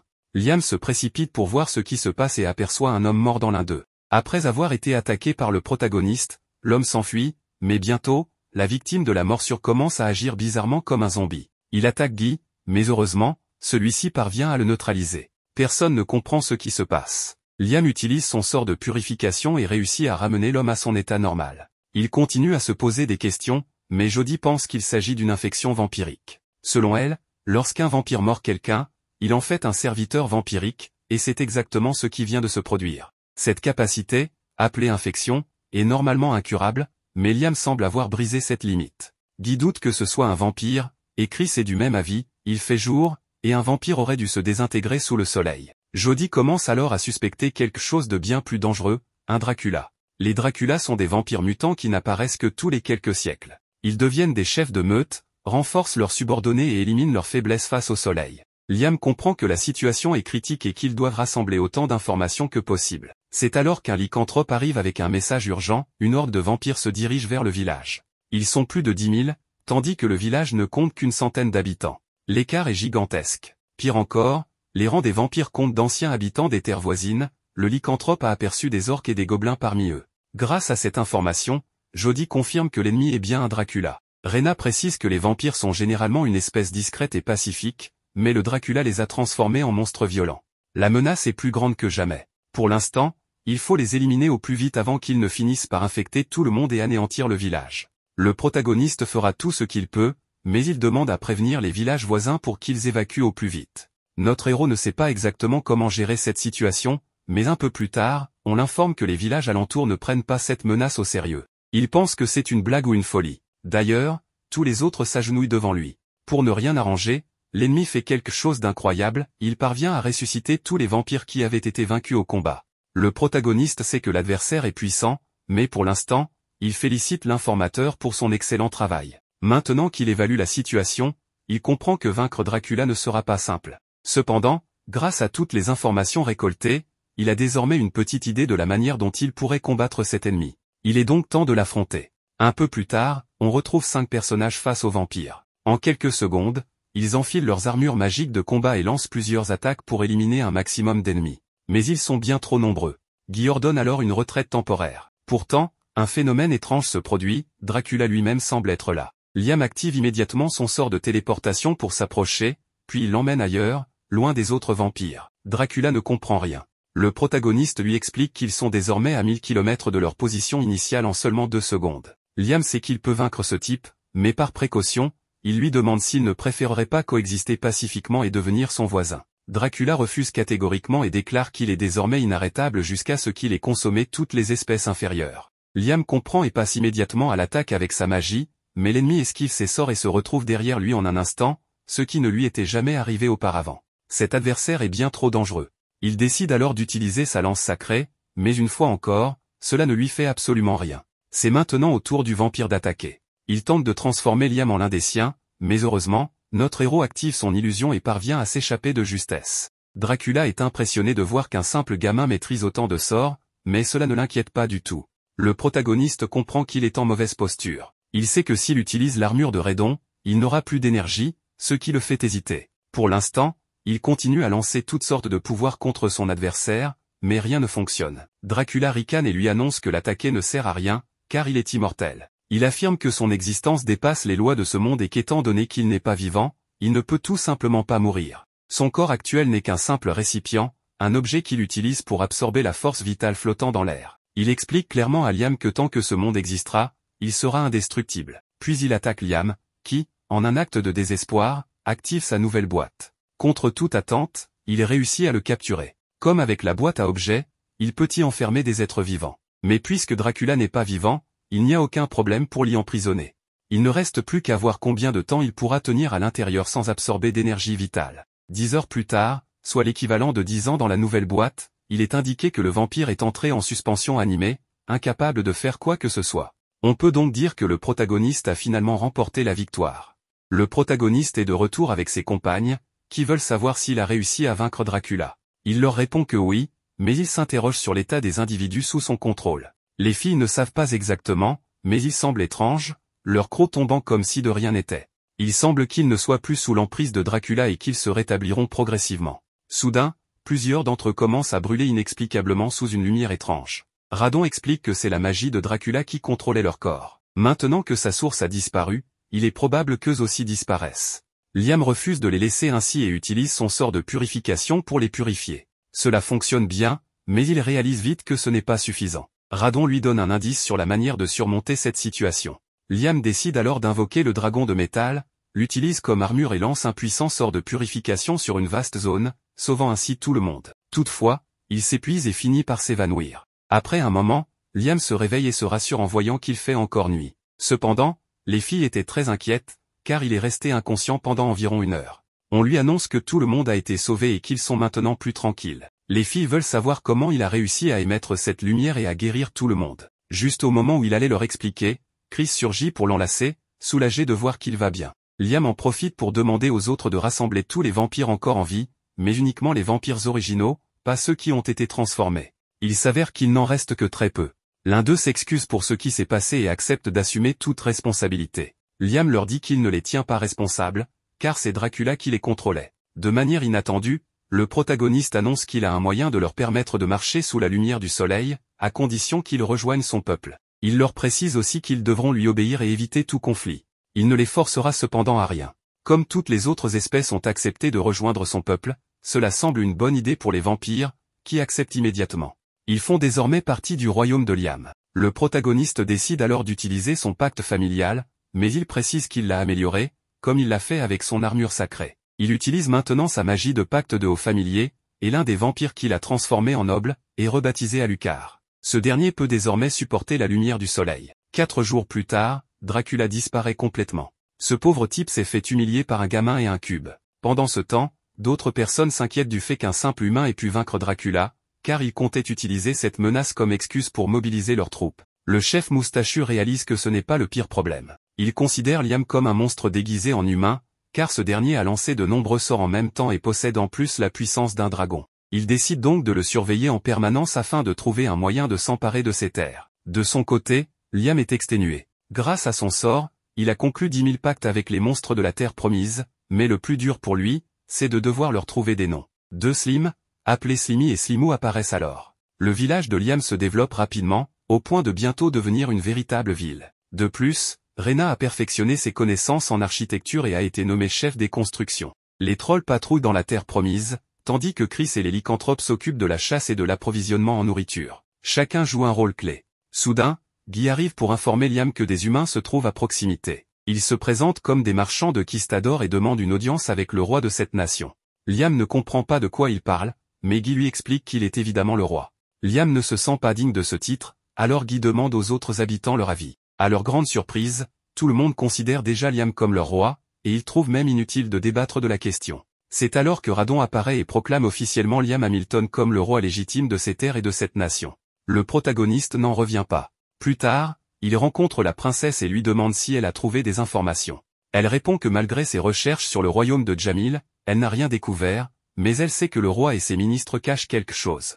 Il est évident qu'ils veulent s'emparer de ces terres. Liam sent qu'il y a un mystère derrière tout cela et demande à Redon son avis, mais ce dernier n'en a aucune idée. Pour le moment, il n'y aura pas plus de discussion sur le sujet. Ainsi, le protagoniste retourne dans son village, mais il demande à Scarlett si elle veut l'accompagner. Elle refuse pour l'instant, car elle veut essayer d'obtenir plus d'informations. Le protagoniste interroge alors le dragon sur ce qu'il cache. En réalité, il est resté silencieux un moment plus tôt, n'ayant rien dit, ce qui sous-entend qu'il a préféré se taire plutôt que de mentir, puisque les dragons ne mentent jamais. Radon remarque que la perception de Liam n'est pas celle d'un enfant de 12 ans, et le protagoniste garde également le silence à ce sujet. Le dragon leur fait remarquer qu'ils ne sont pas si différents en réalité. Radon demande alors au protagoniste de se rendre dans la pièce où se trouvait le radon de métal et de remplir l'espace de pouvoir magique. En faisant cela, un escalier secret se débloque, menant à une nouvelle salle qui lui donne une sensation similaire à la Magicpedia. Radon lui explique qu'il s'agit d'un système de stockage, contenant en d'autres termes des sorts et des connaissances rares. Radon raconte que,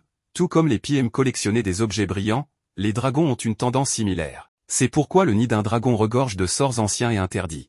Le protagoniste ne peut cacher son excitation en entendant cela, mais Radon précise que cette salle contient seulement le premier sceau. Plus le protagoniste augmentera son pouvoir magique, plus les autres sceaux se briseront. En fait, Liam est le premier humain à briser ce sceau depuis des siècles. Notre protagoniste décide alors de lire ce qui est inscrit et comprend que cela fonctionne comme un grimoire. Après sa lecture, il décide d'utiliser 19 sorts simultanément, ce qui est son maximum actuel. Soudain, des entités étranges apparaissent. Bien que Liam tente d'utiliser ces sorts, ils disparaissent presque immédiatement. Le dragon lui explique qu'il doit maîtriser un sort spécifique pour gérer ce problème, et que la difficulté augmentera progressivement. Il devra donc employer plusieurs sorts en même temps. Le protagoniste découvre une solution pour surmonter cet obstacle, il s'invoque lui-même. Ainsi, pendant qu'un tire, l'autre maintient un sort actif, ce qui accélère considérablement l'épreuve. Il obtient alors une compétence ancestrale appelée bouclier de force absolue, un bouclier qui bloque entièrement une attaque physique, quelle que soit sa puissance. Cependant, il ne fonctionne que pour la première attaque, les suivantes passent sans problème. Ainsi, le protagoniste s'entraîne maintenant à créer plusieurs barrières aussi rapidement que l'ennemi attaque. C'est une amélioration cruciale, car sur un champ de bataille, les attaques multiples fusent de toutes parts. Radon est impressionné par les capacités de Liam et l'informe que l'étage supérieur contient un autre sort, bouclier magique absolu. Mais pour le débloquer, il devra encore augmenter son pouvoir magique et briser le sceau. Comme son nom l'indique, ce sort fonctionne comme le précédent, mais pour les attaques magiques. Le protagoniste se demande s'il pourrait le répliquer en échangeant l'énergie physique contre l'énergie magique. Immédiatement, il se met à réfléchir et à expérimenter mentalement afin de corriger les failles du sort. Comme l'explique le dragon, il doit visualiser la causalité pour y parvenir. Après un long moment, il réussit enfin à utiliser le bouclier magique absolu. Il demande à Radon si cela a bien fonctionné, et le dragon ôte son chapeau, impressionné qu'il ait appris un sort ancestral de cette manière. Liam ne peut s'empêcher de ressentir de l'excitation et continue de s'entraîner. Radon souligne que cela faisait des siècles qu'aucun humain n'avait brisé les sceaux de ses ruines, mais Liam l'a fait facilement et a même développé un sort ancestral par lui-même. Un peu plus tard, Radon lui demande ce qu'il fait, et le protagoniste explique qu'il laisse son corps s'habituer à cette sensation. Il s'entraîne également à détecter la présence de la magie, afin d'améliorer les barrières qu'il vient d'obtenir. Radon lui demande pourquoi il ne les utilise pas en permanence, mais Liam estime que ce serait impossible. Ce qu'il cherche, c'est apprendre à les utiliser de la manière la plus efficace possible, pour consommer le moins de pouvoir magique. Le dragon est fasciné par la passion de Liam pour la magie et lui conseille de ne jamais perdre cette passion, car elle doit être son arme principale dans ce monde. Avec urgence, on convoque le protagoniste, car Guy veut le voir au plus vite au point de rendez-vous 17. En arrivant, Guy explique que ces hommes présents sont des messagers du très attendu représentant de Balt et qu'ils ont demandé une audience avec le roi, c'est-à-dire Liam. Le protagoniste accepte, et il s'avère que leur chef est un certain Ex-Blast. Ce dernier dit être venu sur ordre de Sa Majesté, qui souhaite que Liam épouse Mademoiselle Flora. Liam est surpris en entendant cela, mais Ex en profite pour lui demander s'il a déjà échangé des vœux avec la princesse Scarlett de Jamil. Le protagoniste répond que non, mais que cela se fera dans le futur. Ex comprend et ajoute que Sa Majesté n'aurait jamais laissé une telle chose en suspens aussi longtemps. C'est pourquoi il a amené Mademoiselle Flora, afin qu'il puisse se marier immédiatement, s'il le souhaite. Évidemment, Liam ne s'attendait pas à cela et préfère leur proposer de vivre temporairement en ville. Ex croit alors que le protagoniste a accepté la proposition, mais Liam essaie de lui expliquer que ce n'est pas le cas. Cependant, quelque chose de dangereux approche. Il utilise alors son bouclier magique. Liam ne comprend pas ce qui vient de se passer, mais Radon lui explique qu'il s'agissait d'un monstre artificiel capable d'exploser. Il ajoute que s'il avait tardé ne serait-ce qu'une seconde de plus à réagir, la jeune femme aurait été réduite en cendres. Malheureusement, l'identité du responsable est inconnue, mais en voyant qu'Ex est immédiatement parti en abandonnant Flora, il est fort probable qu'il soit derrière tout cela. Tout cela semble très étrange. Liam demande donc à Guy de protéger cette zone en son absence. Il part ensuite voir Scarlett. Peu après, ils reviennent ensemble grâce à la téléportation. Liam lui raconte ce qui s'est passé et lui dit que Flora a été attaquée. Scarlett affirme qu'elle n'a jamais entendu parler d'une famille portant ce nom, mais qu'en revanche, elle connaît bien Ex-Blast. Il s'avère qu'il est le conseiller du duc, mais aussi le responsable des opérations clandestines. Compte tenu de cette attaque, Scarlett pense qu'ils cherchent une excuse pour poursuivre leur invasion. Elle mentionne également avoir reconnu cette jeune fille. Il semblerait qu'elle soit une fille secrète, non reconnue officiellement, du grand-duc. En voyant une marque sur sa poitrine, elle en est presque certaine. Liam veut savoir comment elle peut être aussi sûre, et elle lui explique que les particularités des enfants illégitimes sont souvent répertoriées au cas où elles seraient un jour nécessaires. Pendant ce temps, Flora se réveille et ne semble pas savoir ce qui s'est passé. Elle leur demande de s'éloigner, mais Liam la rassure en lui disant qu'il peut la protéger de n'importe quel ennemi. Flora précise que ce n'est pas la raison de son inquiétude, mais plutôt une malédiction. Si l'explosion ne l'a pas tuée, cette malédiction le fera. Elle ne veut pas impliquer celui qui vient de la sauver, mais Liam lui demande de lui montrer cette chose. En un instant, il la détruit complètement. Flora est impressionnée, mais Scarlett lui dit que ce n'est rien, car comme Liam peut utiliser la magie sacrée, les malédictions ne sont rien pour lui. Malgré tout, Liam veut en savoir plus sur la nature de cette malédiction. La fille aux cheveux bleus explique alors que, d'après ce qu'elle a entendu, elle transforme la victime en monstre, qui doit ensuite obéir à toutes les ordres de celui qui l'a maudite. Radon intervient pour dire qu'il s'agit d'un artefact maudit. Tout cela rappelle à Liam une affaire qu'il a eue avec un Dracula, car c'est un phénomène similaire. Alors, Liam propose à Flora de rester avec eux, promettant de la protéger pour que Balt ne puisse pas lui faire de mal. Heureusement, Flora accepte avec joie. Plus tard, Scarlett met en garde Liam, il prend tout cela à la légère. Il pense qu'elle parle du duc de Balt, mais elle lui dit que non, elle fait référence aux 3 nations voisines. Scarlett lui conseille de faire une démonstration de force pour leur prouver sa puissance. Liam ne sait pas comment s'y prendre, alors elle lui recommande de frapper une monnaie, autrement dit, de la fabriquer. Elle lui montre une armure qu'il a lui-même conçue. Il est évident qu'elle est extrêmement détaillée, de la tête aux moindres écailles. En voyant la qualité de son travail, Scarlett sait qu'il peut frapper des monnaies sans problème. Elle lui montre ensuite 3 types de pièces d'argent, chacune ayant un niveau de détail différent. Plus la pièce est détaillée, plus elle est précieuse. La plus détaillée est une pièce originale de Jamil, qui sert à créer des moules pour une production de masse. La moins détaillée est une pièce produite en dehors du pays. Il est évident que les détails se perdent à chaque reproduction.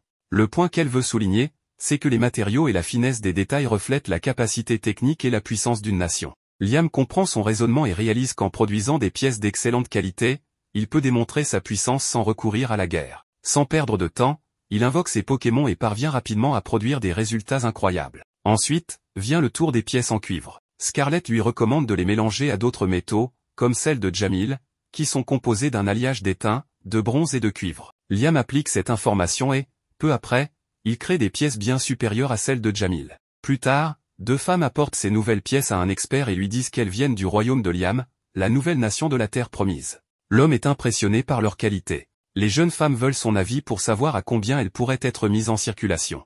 En tenant compte de leur pureté et de leurs détails, il estime qu'elles surpassent toutes les pièces d'argent de Jamil. Les filles lui montrent alors les pièces en bronze, et il est choqué par leur couleur particulière. Il demande quelle est la pureté du cuivre utilisé, et Azuna lui répond qu'il est à 50%. L'homme est troublé, il ne comprend pas comment, avec seulement 50% de pureté, ces pièces peuvent être aussi détaillées. Il en conclut que si toutes les pièces sont de cette qualité, elles valent le triple de celles de Jamil. C'est une excellente nouvelle, et les filles sont ravies. Un peu plus tard, Liam lit une lettre, et Scarlett lui demande s'il va bien, car il semble préoccupé.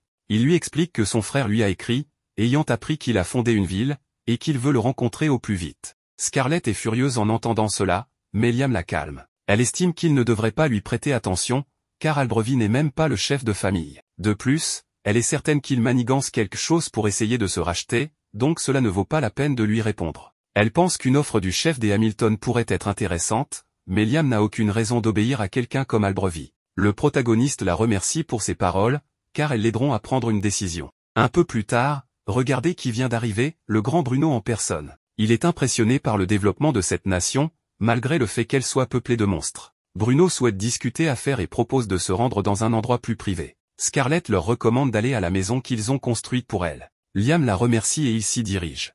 Une fois sur place, Bruno va droit au but, il veut obtenir l'autorisation pour que sa famille puisse commercer avec cette nation. Il promet de respecter les lois et de payer les taxes requises. Face à cette avalanche d'informations, Liam demande à Bruno de reprendre depuis le début. Bruno explique qu'en tant que chef de famille, il est venu en personne faire cette demande. Liam est surpris par la différence de comportement entre Bruno et Albrevi. Alors qu'Albrevi, qui n'est même pas le chef de famille, lui a écrit une lettre arrogante, Bruno, lui, bien que leader d'une famille plus modeste, s'incline humblement devant lui. Cette différence est flagrante. Liam accepte donc sans hésitation. Bruno est ravi, et Liam aussi, car il a toujours été un bon frère et ami. Liam contacte Scarlett par télépathie pour lui demander conseil. Elle lui recommande de traiter Bruno avec respect, lui accorder des taxes raisonnables et lui fournir une base d'opération en ville, et être froid et distant avec Albrevi et les Hamilton. Une fois l'accord conclu, Bruno prend congé. Scarlett est impressionnée par son comportement. Il est poli, raisonnable et possède un grand potentiel. Liam acquiesce, il a toujours été ainsi. Radon commente que Bruno est admirable. Parti de rien, il est devenu chef de famille malgré son humble origine. Son statut et ses responsabilités l'ont forgé en bien. À l'inverse, l'aîné de la famille est tout son opposé. Radon explique que c'est précisément pour éviter ce genre de problème qu'il a conseillé au roi de retirer les titres de noblesse tous les 3 générations. Liam est étonné, mais comprend rapidement l'intérêt, cela force les nobles à accomplir de grandes choses s'ils veulent conserver leurs titres. Radon ajoute que Liam aussi a changé. Il demande désormais conseil à Scarlett lorsqu'il hésite, ce qui est une preuve de sagesse. Scarlett est très intelligente, ses suggestions sont précieuses. Cependant, il avertit Liam qu'il devra devenir encore plus fort. Avec certaines personnes, la raison ne suffit pas. Liam ne sait pas comment devenir plus puissant. Radon lui recommande alors d'utiliser la magie non seulement pour lancer des sorts, mais aussi comme source de puissance en général, sinon il risque un jour d'être neutralisé. Liam ne comprend pas bien ce qu'il veut dire. C'est alors qu'apparaît une jeune femme. Liam demande si c'est Radon, mais elle élude la question. Pourtant, il est clair qu'elle l'est. Elle lui montre comment utiliser la magie non pas pour lancer des attaques, mais pour améliorer ses capacités physiques. Liam essaie, et cela fonctionne immédiatement. Il doit toutefois perfectionner cette technique. Radon est stupéfait par la rapidité avec laquelle il apprend. Elle l'avertit cependant, s'il utilise toute sa magie d'un coup, il sera vidé de ses forces. Pour l'entraîner, elle crée des bulles qu'il doit remplir de pouvoir, en réduisant la quantité utilisée de 20% toutes les 10 secondes. L'objectif est d'augmenter sa capacité magique et d'améliorer son contrôle pour éviter qu'il ne s'épuise trop rapidement. Encore une fois, Liam apprend à une vitesse prodigieuse. Il réalise qu'en régulant sa puissance, il pourrait lancer plus de 100 sorts à la fois. Il possède un talent d'apprentissage surhumain, au point de découvrir des choses par lui-même sans aide extérieure. Cela agace Radon, qui voulait lui donner des cours, mais se rend compte que ce ne sera même pas nécessaire. Toutefois, elle le félicite, en matière de magie, Liam est un véritable prodige. Le protagoniste a continué à s'entraîner au contrôle de son pouvoir magique avec Radon et il est maintenant presque capable de le focaliser complètement. À ce moment-là, Radon lui dit qu'il est prêt pour la phase suivante, mais il doit entrer à nouveau dans Liam avant de ressortir. D'accord, dit comme ça sonne très bizarre, je sais, mais le dragon explique au protagoniste qu'il comprendra ce qu'il a fait une fois la prochaine phase terminée. Il lui donne une corde de lumière pour jouer à un jeu de tir à la corde. Maintenant, il lui demande d'essayer de tirer dessus, mais le protagoniste n'y arrive pas. Cela s'explique par le fait que c'est un tir à la corde basé sur le pouvoir magique, et non sur la force physique. Le protagoniste comprend que la priorité est d'égaler son pouvoir magique à celui de Radon en utilisant la corde comme médium. Grâce à cet exercice, il apprend à mesurer le pouvoir magique de quelqu'un d'autre. En se concentrant davantage, Liam remarque qu'ils ont exactement la même quantité de pouvoir magique. Ce qui n'a aucun sens pour lui, car il pensait que Radon en possédait bien plus. Le dragon lui explique que lorsqu'il est entré dans son corps, il a laissé une partie de son pouvoir magique derrière lui. De plus, le corps actuel de Liam ne peut supporter qu'une quantité de pouvoir magique équivalente à la sienne. Maintenant qu'il a compris cela, il est temps pour l'épreuve finale. Elle consiste à lancer le plus de sorts simultanément possible. À cet instant, Liam réussit à en lancer 28 en même temps. Radon lui explique qu'en améliorant son contrôle et ses perceptions, Liam a appris à utiliser son pouvoir de manière plus efficace. Il lui pose alors une question, « As-tu déjà entendu dire que la stratégie surpasse la force brute ?» Le protagoniste répond que oui. Il ajoute que lorsqu'on parle de force, les humains sont relativement faibles. Leur complexe d'infériorité les pousse à croire qu'ils peuvent vaincre la force brute grâce à l'intelligence, c'est pourquoi ils ne retiennent que la première moitié du dicton. Mais Liam a progressé uniquement grâce à la force brute, et Radon l'a aidé à l'optimiser. Selon lui, force et intelligence sont égales, car aucune n'est supérieure à l'autre. Le protagoniste comprend enfin le message et décide de prendre en compte ces deux éléments à l'avenir. Maintenant que la ville s'est considérablement développée, Liam organise des réunions pour tout gérer au mieux. Rena lui informe que la zone nord est terminée et qu'elle construit également un palais pour lui. Mais elle lui fait remarquer qu'ils ont besoin d'eau et de sel, et que c'est à lui de les obtenir. Liam n'y voit aucun problème, mais Azuna se demande comment il peut les obtenir aussi facilement. Il leur explique qu'il se rend directement à la mer pour récupérer de l'eau salée, ce qui lui permet de régler deux problèmes à la fois. Cependant, Azuna pense qu'il devrait y avoir une autre méthode. Jody est d'accord avec elle, chaque citoyen devrait pouvoir obtenir ses ressources par lui-même. De plus, ce n'est pas logique que le roi s'occupe de ce genre de tâches. Tout le monde partage cet avis, alors Liam promet de trouver une solution. Scarlett, via le protagoniste, demande à Radon s'il existe un endroit dans la terre promise où l'on pourrait trouver du sel gemme. Radon répond qu'il devrait y en avoir au sud-ouest de la ville. Comment le sais-tu ? Demande Liam. Parce que les moutons et le bétail ont tendance à se regrouper dans cette zone. Comme ces animaux aiment lécher du sel, il y a de fortes chances qu'il y en ait là-bas. Après la réunion, Azuna pense qu'avoir une mer serait incroyable, car cela leur permettrait d'avoir directement accès à l'eau salée. Scarlett explique que s'il n'y a pas de mer ici, c'est à cause du dieu dragon. Autrefois, cet endroit était relié à l'océan, mais lors de la guerre des trois dragons, le dieu dragon a envoyé une immense masse de terre dans la région qui est aujourd'hui connue sous le nom de Palta, modifiant ainsi le paysage tel qu'on le connaît aujourd'hui. Liam rapporte à Radon qu'Azuna pense que ce serait bien d'avoir un océan. Il réfléchit à un sort pour y parvenir, mais cela nécessiterait de modifier une énorme quantité de terrain et il n'a pas assez de pouvoir magique pour cela. Il demande donc à Radon s'il peut lui prêter une partie de son pouvoir, mais le dragon refuse. Tu devrais essayer de faire quelque chose, mais qui soit à ta portée. Un peu plus tard, on retrouve Liam avec Azuna et Scarlett près d'un lac d'eau salée. Grâce à Gnome, son esprit de terre, il a pu modifier le terrain pour y stocker l'eau et même créer une plage. Azuna se demande si le lac pourra rester ainsi, car il risque de s'assécher avec le temps. Liam lui explique que c'est impossible, car le lac est en permanence connecté à l'océan grâce à sa boîte à objets. Azuna est impressionné, car cela signifie que peu importe la quantité d'eau utilisée, le lac se remplira toujours automatiquement. Scarlett est fascinée par le talent de son maître, tandis qu'Azuna a une idée, ça serait génial de pouvoir nager ici. Le temps est parfait pour en profiter. Scarlett la regarde avec scepticisme, tu veux vraiment utiliser un endroit aussi magnifique, créé par Liam, juste pour nager? Mais après qu'Azuna lui ait murmuré quelque chose à l'oreille, Scarlett change immédiatement d'avis. Elle part alors prévenir tout le monde, et peu après, une immense foule de filles en maillot de bain est prête à profiter du lac. Et c'est ainsi que la ville obtint son premier espace de détente aquatique. Liam se sent submergé par la beauté des lieux et des personnes qui l'entourent, à tel point qu'il a du mal à respirer tranquillement. Un peu plus tard, tout le monde se met à jouer au volley, mais les filles estiment que c'est injuste si Liam utilise sa magie de renforcement physique. Après quelques courses et baignades, il avoue à Radon qu'il est épuisé, non seulement à cause du jeu, mais aussi en raison des paysages incroyables qu'il a vus aujourd'hui. Il ne s'attendait vraiment pas à cela. Le lendemain, Liam surprend Scarlett en train de recevoir de mauvaises nouvelles. Elle lui annonce que la région des îles, à Jamil, souffre d'une grave sécheresse. Comme il s'agit de la terre natale de sa mère, elle est naturellement très préoccupée. Liam pense que si le problème est uniquement un manque d'eau, ils peuvent en fournir. Scarlett lui demande comment, et il explique qu'en utilisant Celsius, ils peuvent transformer l'eau de mer en eau potable et la transporter grâce à sa boîte à objets et la téléportation. Elle comprend, mais veut savoir pourquoi il ferait tout cela. Liam répond qu'en tant que voisins, ils doivent entretenir de bonnes relations, et que c'est une excellente opportunité pour cela. Il désigne Scarlett comme son envoyé pour proposer cette aide au roi de Jamil. Radon trouve ce geste excessivement généreux, mais Liam lui rappelle que force brute et stratégie vont de pair. Il évoque la création de la monnaie sur les conseils de Scarlett, non seulement pour démontrer ses capacités de manière intimidante, mais aussi pour prouver qu'il peut les mettre au service de la coopération. Radon est satisfait, car il voit en Liam un roi sage qui commence à le prouver. Pendant qu'il s'occupe du traitement de l'eau, Liam perçoit une fluctuation dans les émotions de Radon et devine qu'il veut lui dire quelque chose.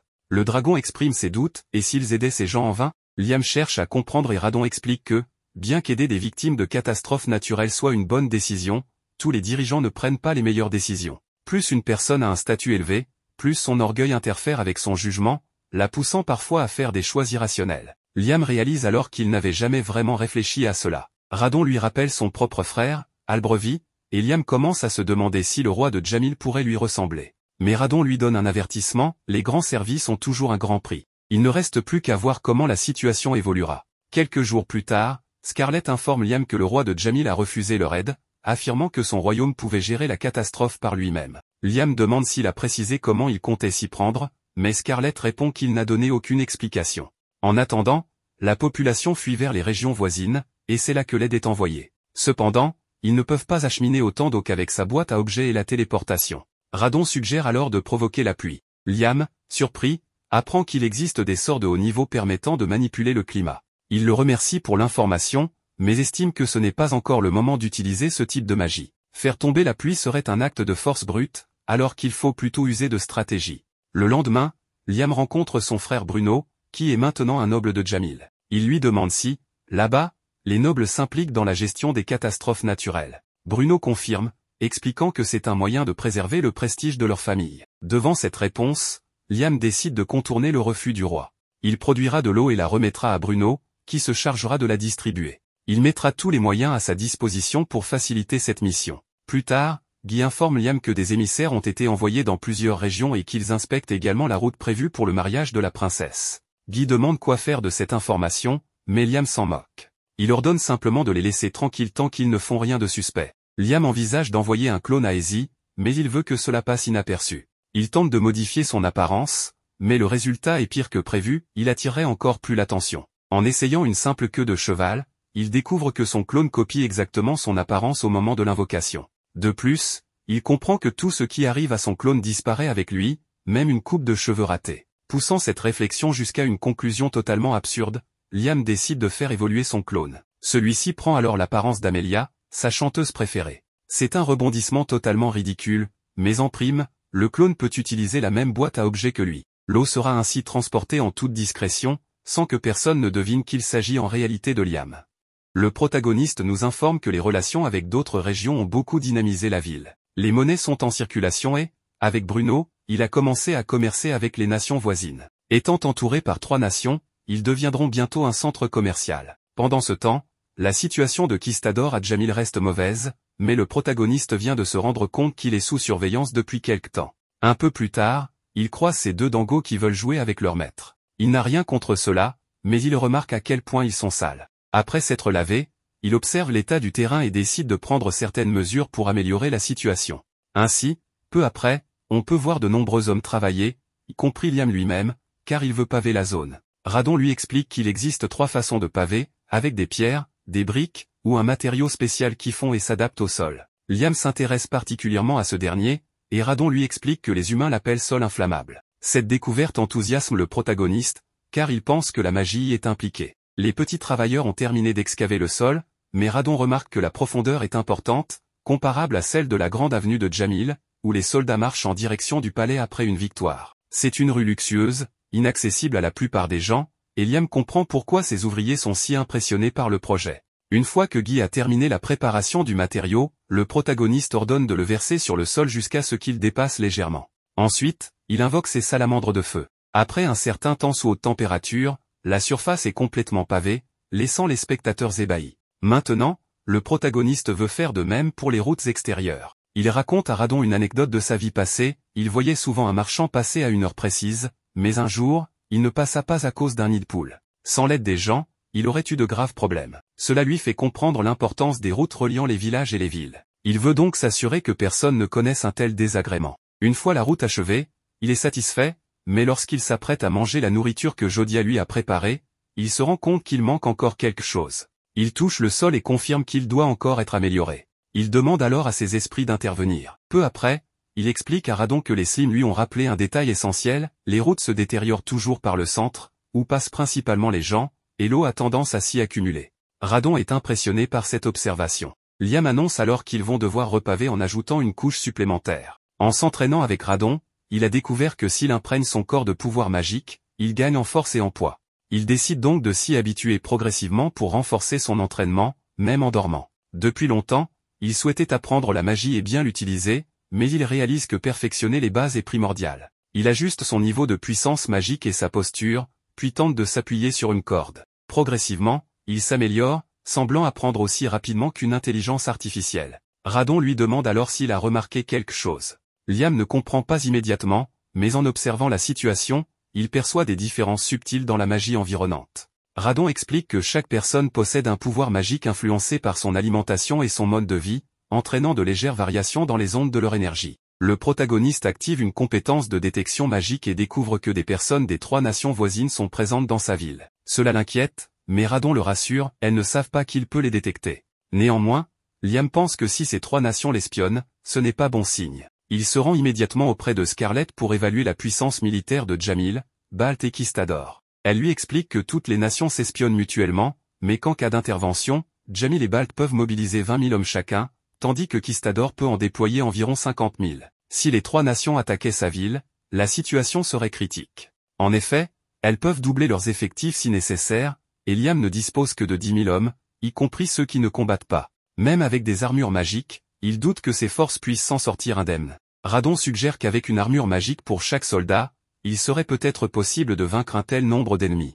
Mais pour le moment, ce n'est pas envisageable. Liam décide donc d'éviter tout conflit à tout prix. Scarlett approuve cette décision et prend en charge la gestion de la politique extérieure. Une fois de retour, Liam réfléchit au fait que, bien qu'il partage une frontière avec 3 autres nations, il y en a d'autres sur le continent. Il ne serait donc pas surprenant que d'autres décident aussi d'attaquer. Radon le félicite pour son intelligence et, en réponse, le protagoniste étend son champ de détection magique à une portée beaucoup plus large. Soudain, il ressent une magie étrange. Il se dirige immédiatement vers ses travailleurs, leur demande de s'éloigner et fait creuser une ligne droite par ses petits champignons.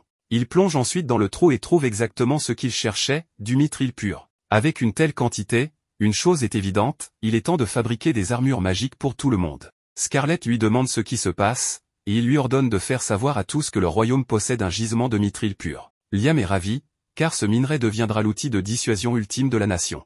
Quelques jours plus tard, les travaux de pavage sont mis en pause pour se concentrer sur l'extraction du précieux métal. Rena lui indique qu'avec une quantité aussi absurde de mithril, il pourrait produire des milliers d'armures magiques sans problème. Plus tard, le protagoniste transforme le mithril en lingots, mais il réalise alors qu'il ne pourra pas reprendre les travaux de pavage avant un bon moment. Rena s'excuse du manque d'efficacité de son groupe, mais Liam se souvient soudain que les elfes savent utiliser la magie. Rena confirme que c'est vrai, mais précise que, même si elles ont passé un pacte avec lui, elles n'ont pas de grimoire. Liam se rappelle alors qu'apprendre un sort nécessite un grimoire et beaucoup de temps de pratique. Il ne peut évidemment pas prêter sa magipédia à tout le monde, mais Rena mentionne qu'il serait incroyable de pouvoir fabriquer des grimoires d'apprentissage.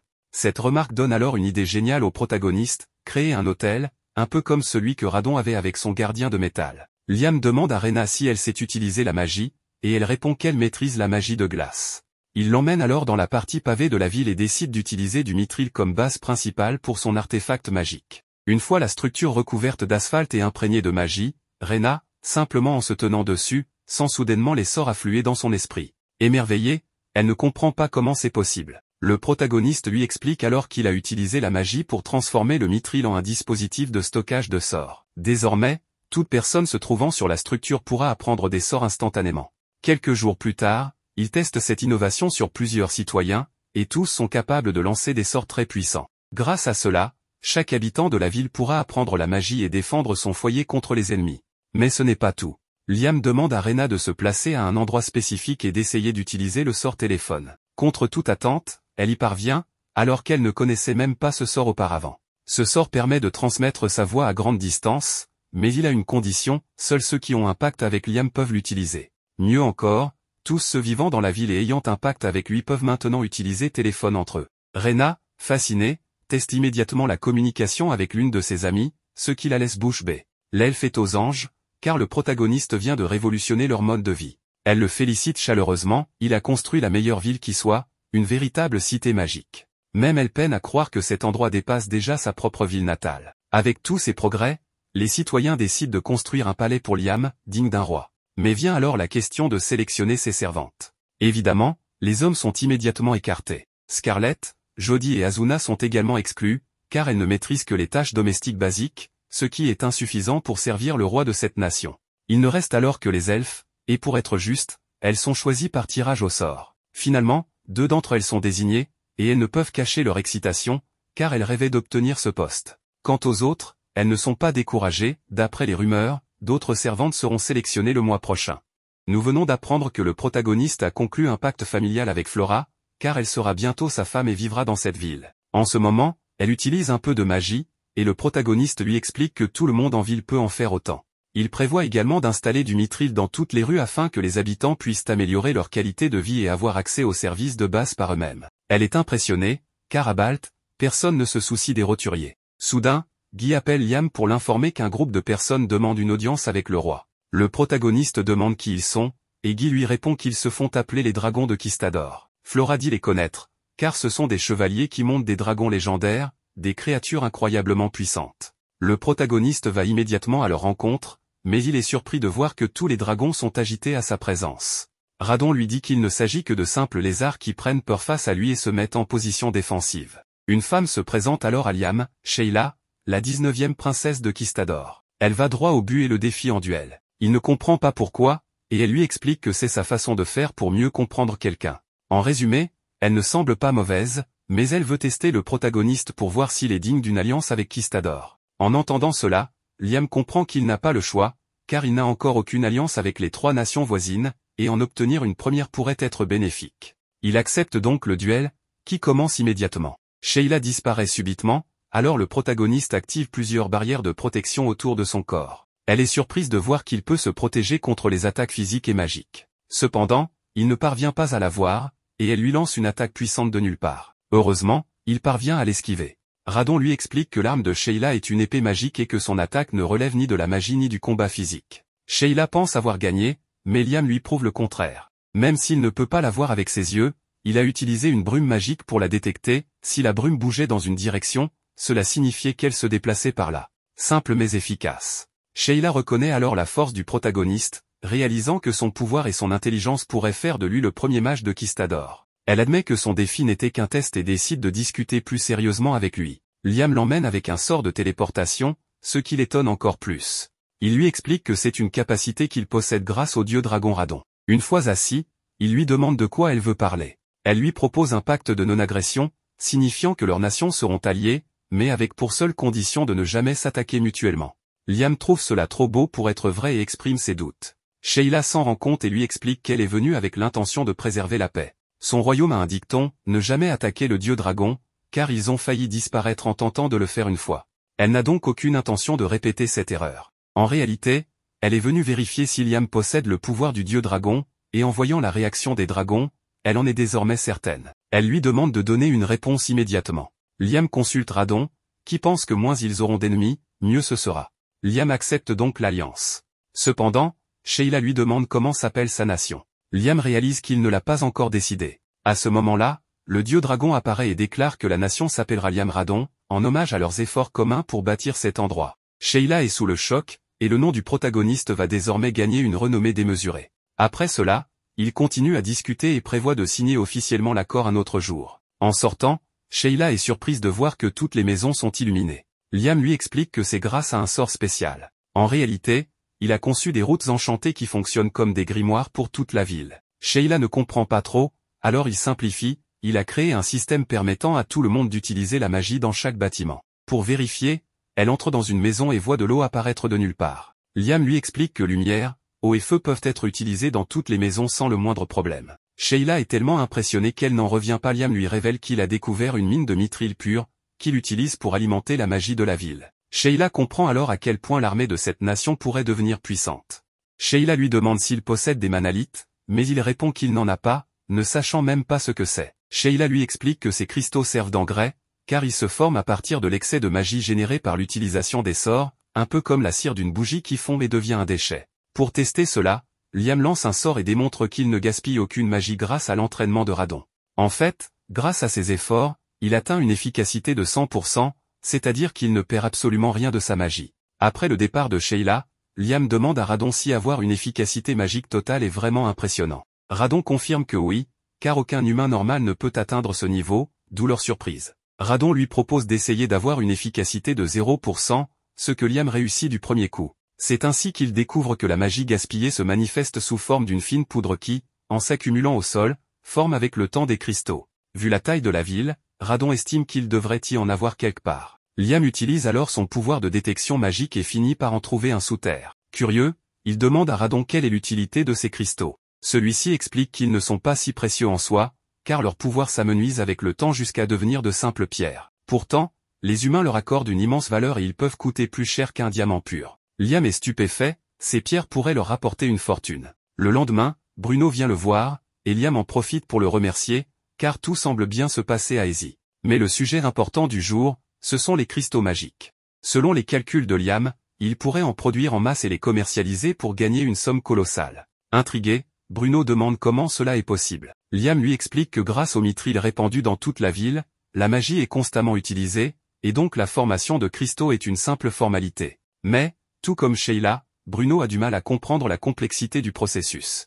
Liam se contente alors de lui dire que l'important est de se concentrer sur la vente des cristaux magiques. Bruno est ravi de cette opportunité, car ces cristaux sont très prisés pour leur rareté et leur beauté. Il raconte même que chaque cristal possède un motif unique, ce qui les rend encore plus précieux.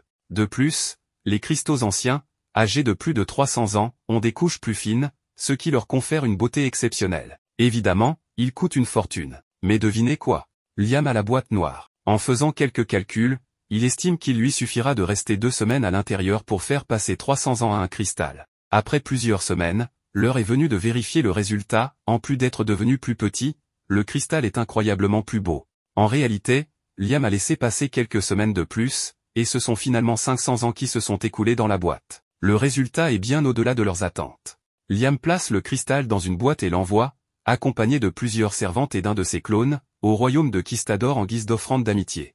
Le roi est stupéfait en voyant la pierre précieuse, affirmant qu'il n'a jamais rien vu d'aussi magnifique. Lorsque l'expert en gemmes l'analyse, tout le monde est sous le choc en apprenant qu'elle date de 500 ans. Liam confie à son frère qu'il espère que cette initiative portera ses fruits, car il a offert ce cristal en signe de puissance, mais sous une approche amicale, combinant stratégie et force brute. Peu après, les elfes reviennent avec un message, le royaume de Kistador est impressionné par ce cadeau inestimable et, en retour, décide d'envoyer quelques présents en signe de bonne volonté. Cela marque le début d'une amitié entre les deux nations. De plus, Sheila admet vouloir devenir amie avec Liam et lui propose des conseils sur les relations diplomatiques entre Jamil et Balt. Cela tombe à pic, car Liam cherche à entretenir de bonnes relations avec tout le monde. Il n'en revient pas de tout ce qu'il a accompli aussi rapidement. Après avoir salué plusieurs de ses connaissances et félicité tout le monde pour leur progrès, la princesse Scarlett informe Liam qu'elle peut désormais gérer les réunions diplomatiques à sa place. Elle l'encourage à prendre du repos et à profiter de son temps libre. Et quelle est la première chose que Liam décide de faire? Il demande à Radon de lui enseigner de nouveaux sorts, car la magie est sa plus grande passion.